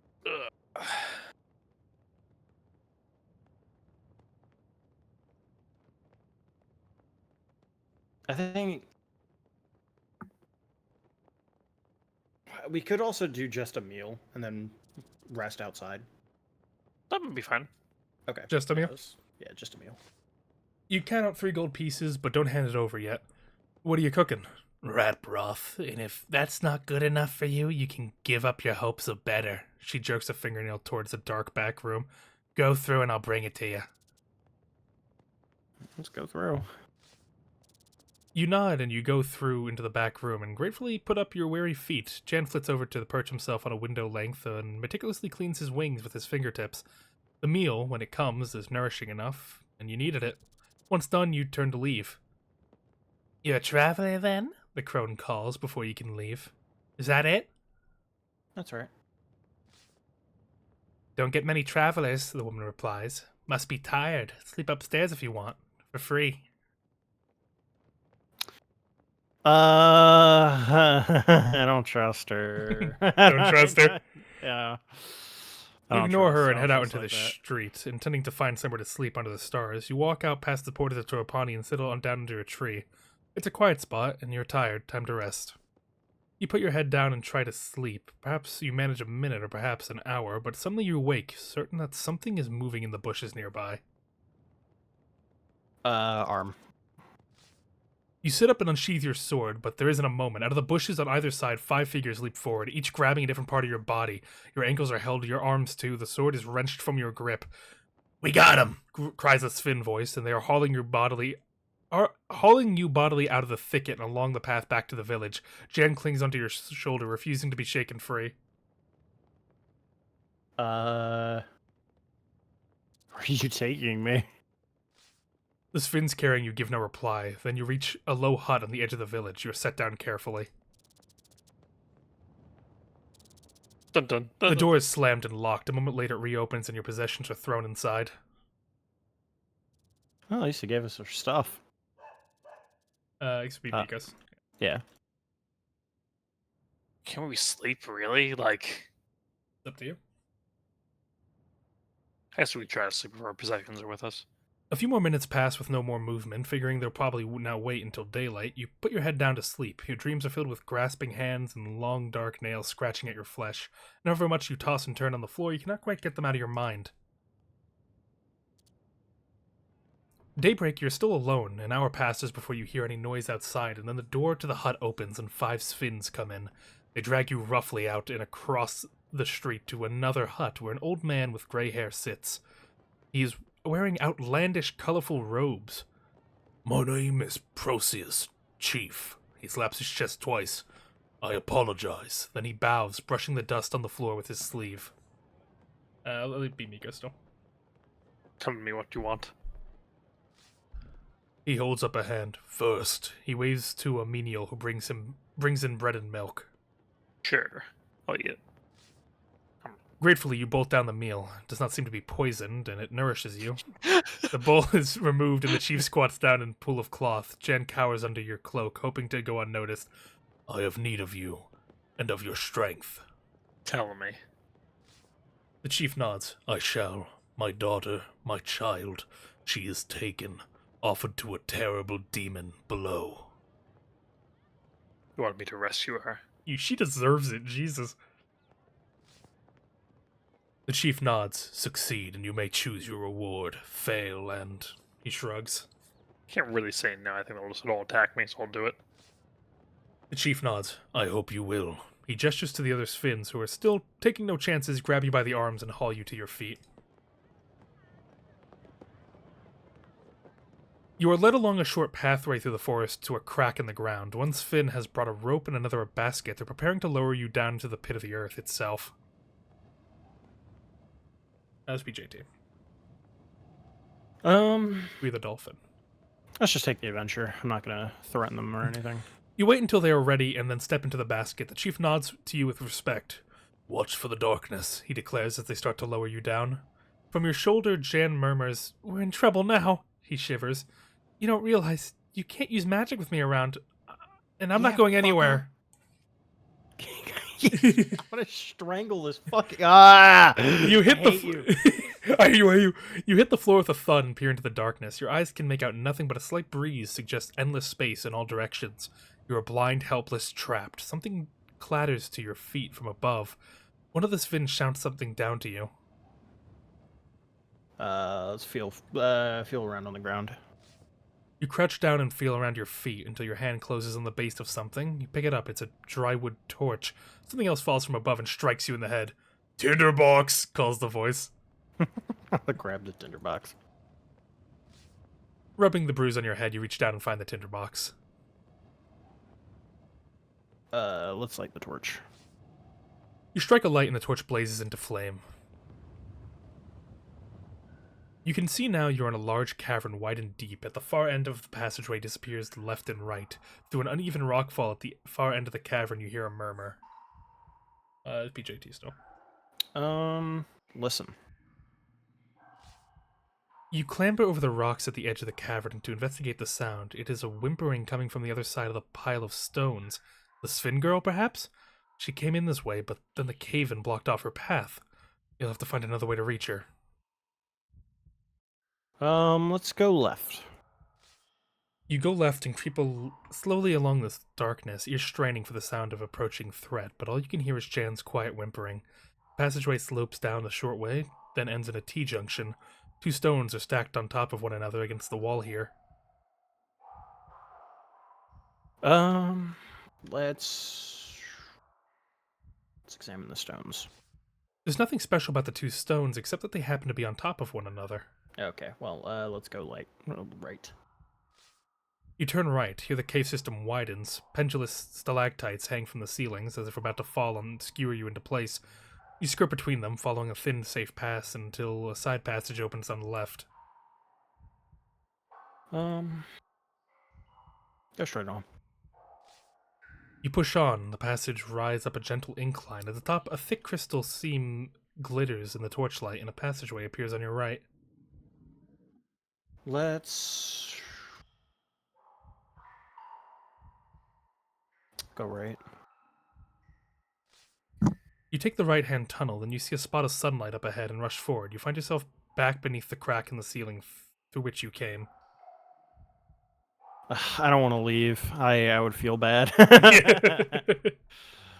Even though they kidnapped me, there's somebody still in danger. Yeah, let's continue onwards, I guess. It seems to be the dip and the slow point. There's a stack. This is the stacked pair of stones. You went right last time, I think. Okay. Then we go left.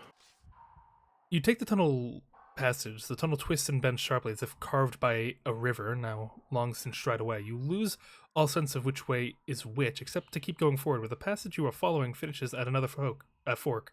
Another pair of stones are stacked in one corner.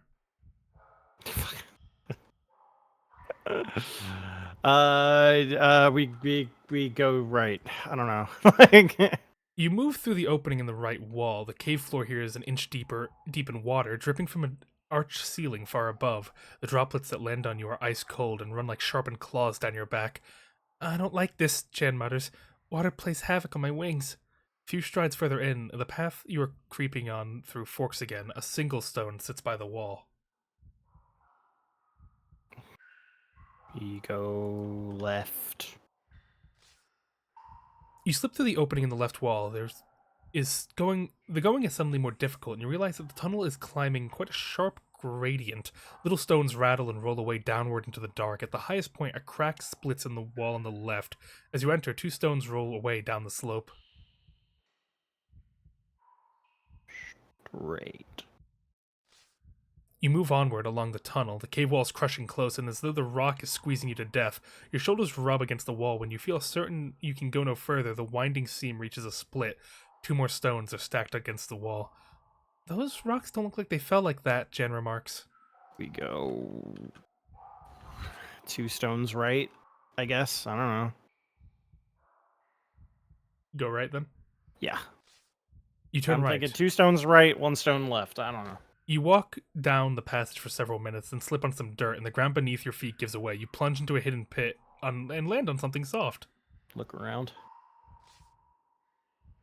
Not yet. Counting your luck, you look around, and sure enough, you are out of the frying pan and into the reptile den. You are in a pit of snakes. Well, you can't use magic. Pray to my fucking spirit, I guess. You whisper a fervent prayer to the dolphin. Your spirit, does it hear you? The snakes are gathering around you, coming closer, and then they begin to climb the walls, holding themselves erect until they form a living ladder that stretches up the passage above. Climb it quickly. You steal your courage and climb up back into the tunnel above, back on firm ground. You give thanks to your spirit, but you're aware that you will not be helped now. You squeeze back into the narrow cave where the crawl space gapes on your left. 2 stones are still stacked here, so go on your left then, right? Yeah, I guess so. Maybe it's evens odds situation. Left is 4 letters. I don't know. You go left. The passageway slimes steeply, then a side passage breathes gentle wind on the right. Let's go straight. You edge further down the tunnel. You splash through water drips from the ceiling and making your torch hiss and spit. Right. Oh no, this. Oh, you might. I think. You might have. I think I just made you go backwards accidentally with the straight on instead of the before. But we went left the other way, so I think if we go right, it should be fine. You turn right. The path twists and bends and jackknifes, and then a crack opens on the left. A pair of stones sits atop. Left. Yeah, the wall. You left patch. The tunnel drops down. You've been here before. The crawl space appears on your right. A couple of stones are piled up near the wall. Fuck. I don't know. I'm like, I don't know. Go straight down and then take a right, maybe. Maybe. You inch on. You're back in the chamber of stalactites. Perhaps it's the same one you visited before. Then a side passage splits on the wall on the left. Don't care. I don't care. I'm just getting frustrated. Go straight, I guess. I don't know. You push forward through the dark. The ground begins to slope upwards, and the walls begin to glitter. You encounter a seam of crystal. You've been this way before. Look at the crystal, I guess. Oh shit! Fuck! God damn it! Whatever. In front is a deep pit from which rising of hissing snakes. You've returned to the mouth of the snake pit. There's no choice but to turn around and go back. You're soon back at the crystal seam, where the crack breeze a gentle wind from the left. I can't tell shit. Yeah, we got super that one fucking turn just completely made us lost. Like, I have no idea what the hell is going on. Like, I can't even follow directions by text. Like, it's like the worst What do we thing. do with Like, the crystal? I'm just the worst person for this. The seam seems to have been made of pure diamond, and there's no doubt in question that these tunnels were why these questions were carved. But is there no one mining here now? Stick it out, I guess.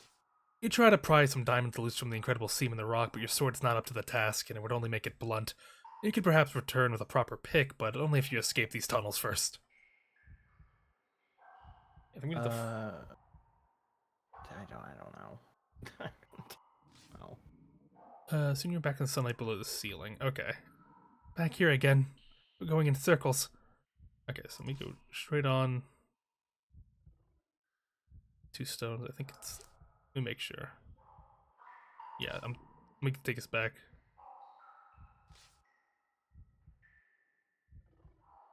Yeah, okay, so now we're back. I think now we were back.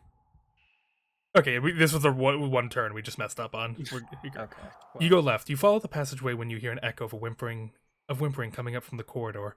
Your torchlight falls across the frail shape. Hiding in the shadows is a young Sphin girl stacking stones into hundreds of little towers. Look for traps. You run the torchlight around the walls of the cavern. No switches or triggers that you can see. The girl watches you with silent fear, and then the torchlight falls on the deep scratch in the rock, a claw mark. Suddenly there's a loud roaring from the mouth of the short cavern. The walls begin to shake and crumble. The Sphin stone towers topple and scatter.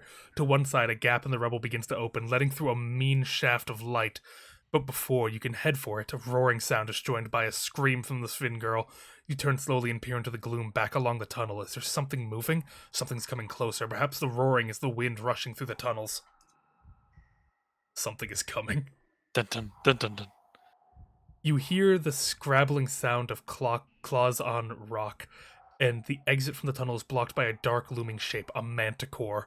Huge, terrible. It stands between you and the light, and it howls in bloody rage. I guess this would be Mikos then. For Dumpus. Fight. Dun, You might... So, Mikos, you might notice that it's damaged. That's because you threw fire at it in that tunnel. that was what was in that fucking that mine shaft. Okay. Normally I start with the 7. I think it's gonna full swing at me. Let's defend.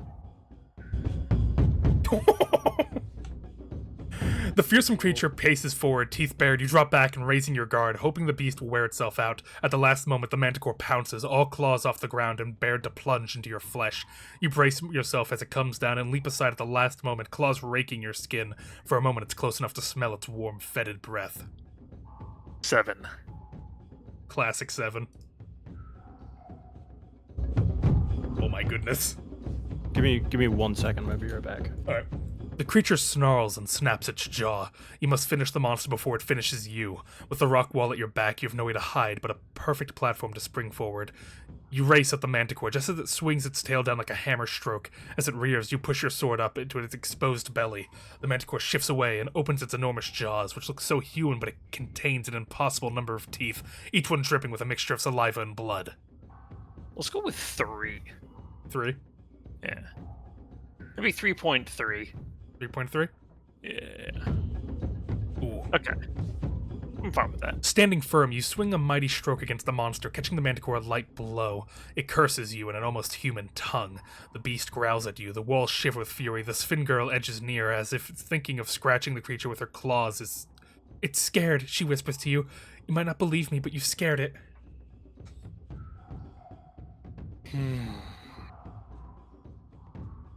Let's defend. I think it's gonna... Defend this? Yeah. Ah, damn. You move into a defensive crouch. The manticore stays low and tries to ram you. Sorry about that. No problem. Hayden was Let's sitting in the avatar channel. let's defend again. You remain hidden. The manticore makes a nasty swipe with a fearsome claws, but you duck and escape real injury. You give silent thank for your concentration. Let's go 5. 5. Yeah. Oh my god! In the darkness of the cave, it is hard to read the monster's intentions, but you cannot wait forever. Dropping your weight, you chop a heavy swing at the vile beast. At the same moment as the manticore comes at you with a terrible sting, you cut into it like a butcher. The creature crashes against one wall. Rock dust pours onto its back, but as it tries to shake itself, it stumbles. You can hardly dare to hope. The foul beast is weakening. The manticore chomps and grinds its teeth, its expression an ugly frown. Let's do 2. 2. Locked Yes. in. Nice. Sidestepping, you slash out at the manticore, slipping a slight strike past its outstretched claws. Okay, so I did a little weak 1. Your highest is 7.9 right now. Let's do a 7.9. Oh my goodness, meaty. Charging forward, you rush into the manticore just as it charges you. You catch it rearing up and exposed. The manticore screams and howls in a voice that's almost human. It's dying, slowly, furiously, but nonetheless it weakens. The monster rears up, back onto its legs, opens its wings, and fills the room.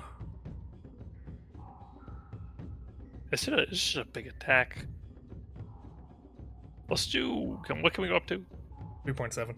Let's do 2.7. 2.7?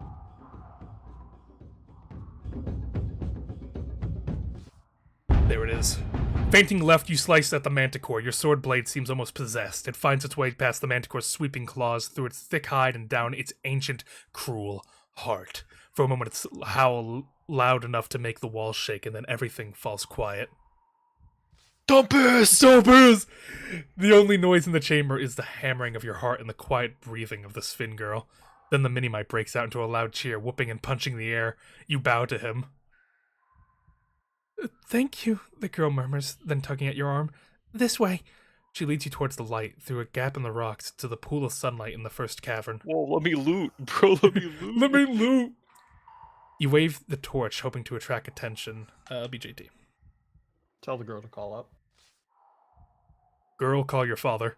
The Sven child nods mutely, then bawls to the top of her lung. Proceus, I'm here! Then something drops down, a rope with a basket on the end. The girl first, calls the voice from above, Proceus. Help the girl in. We know that there's an exit somewhere else down the cave. You lift the girl into the basket and call up. All the way. The Svens give a great cry and begin to pull, and the basket starts to slowly rise, spinning as it goes. The girl waves to you as she disappears up into the sunlight, then she's gone. Wait. A minute passes. Nothing. Wait.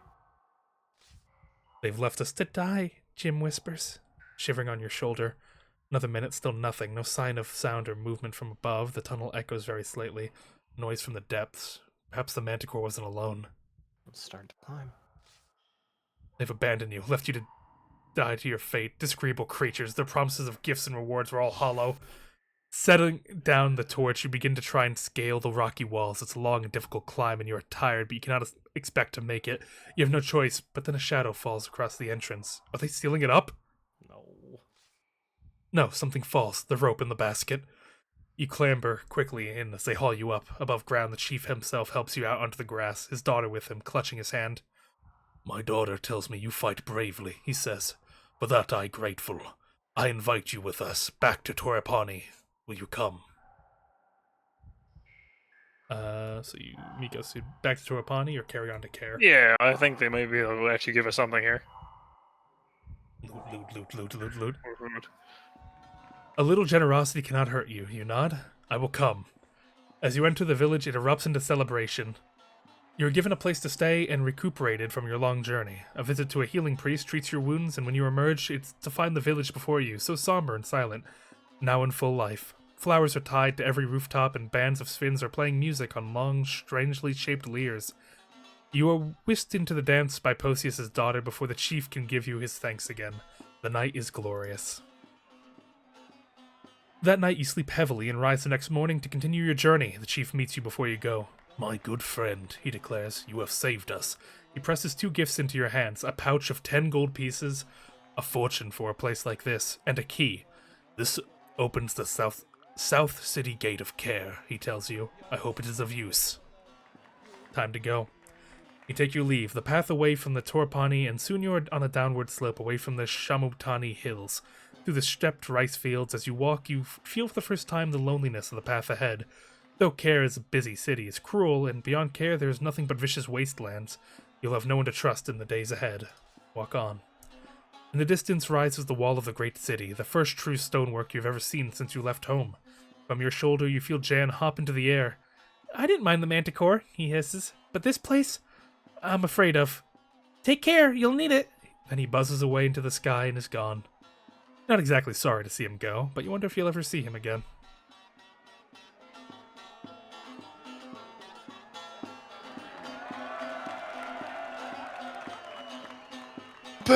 Your journey through the Shamonti Hills is complete. Along the way, you have made no useful friendships, but have been given the key to the Gates of Care. You have collected some magical artifacts, 1 giant's tooth and 4 goblin teeth. You are armed with a longsword and your original sword, and have 1 ration and 18 gold pieces and a spell book. Adventure continues in Sorcery 2. Care, City Port of Traps, out now. So if you guys ever want to play, this is the code you would put in. Riwuwa. I'll save it just in case. Yep. And with that, that is the end of chapter 1 of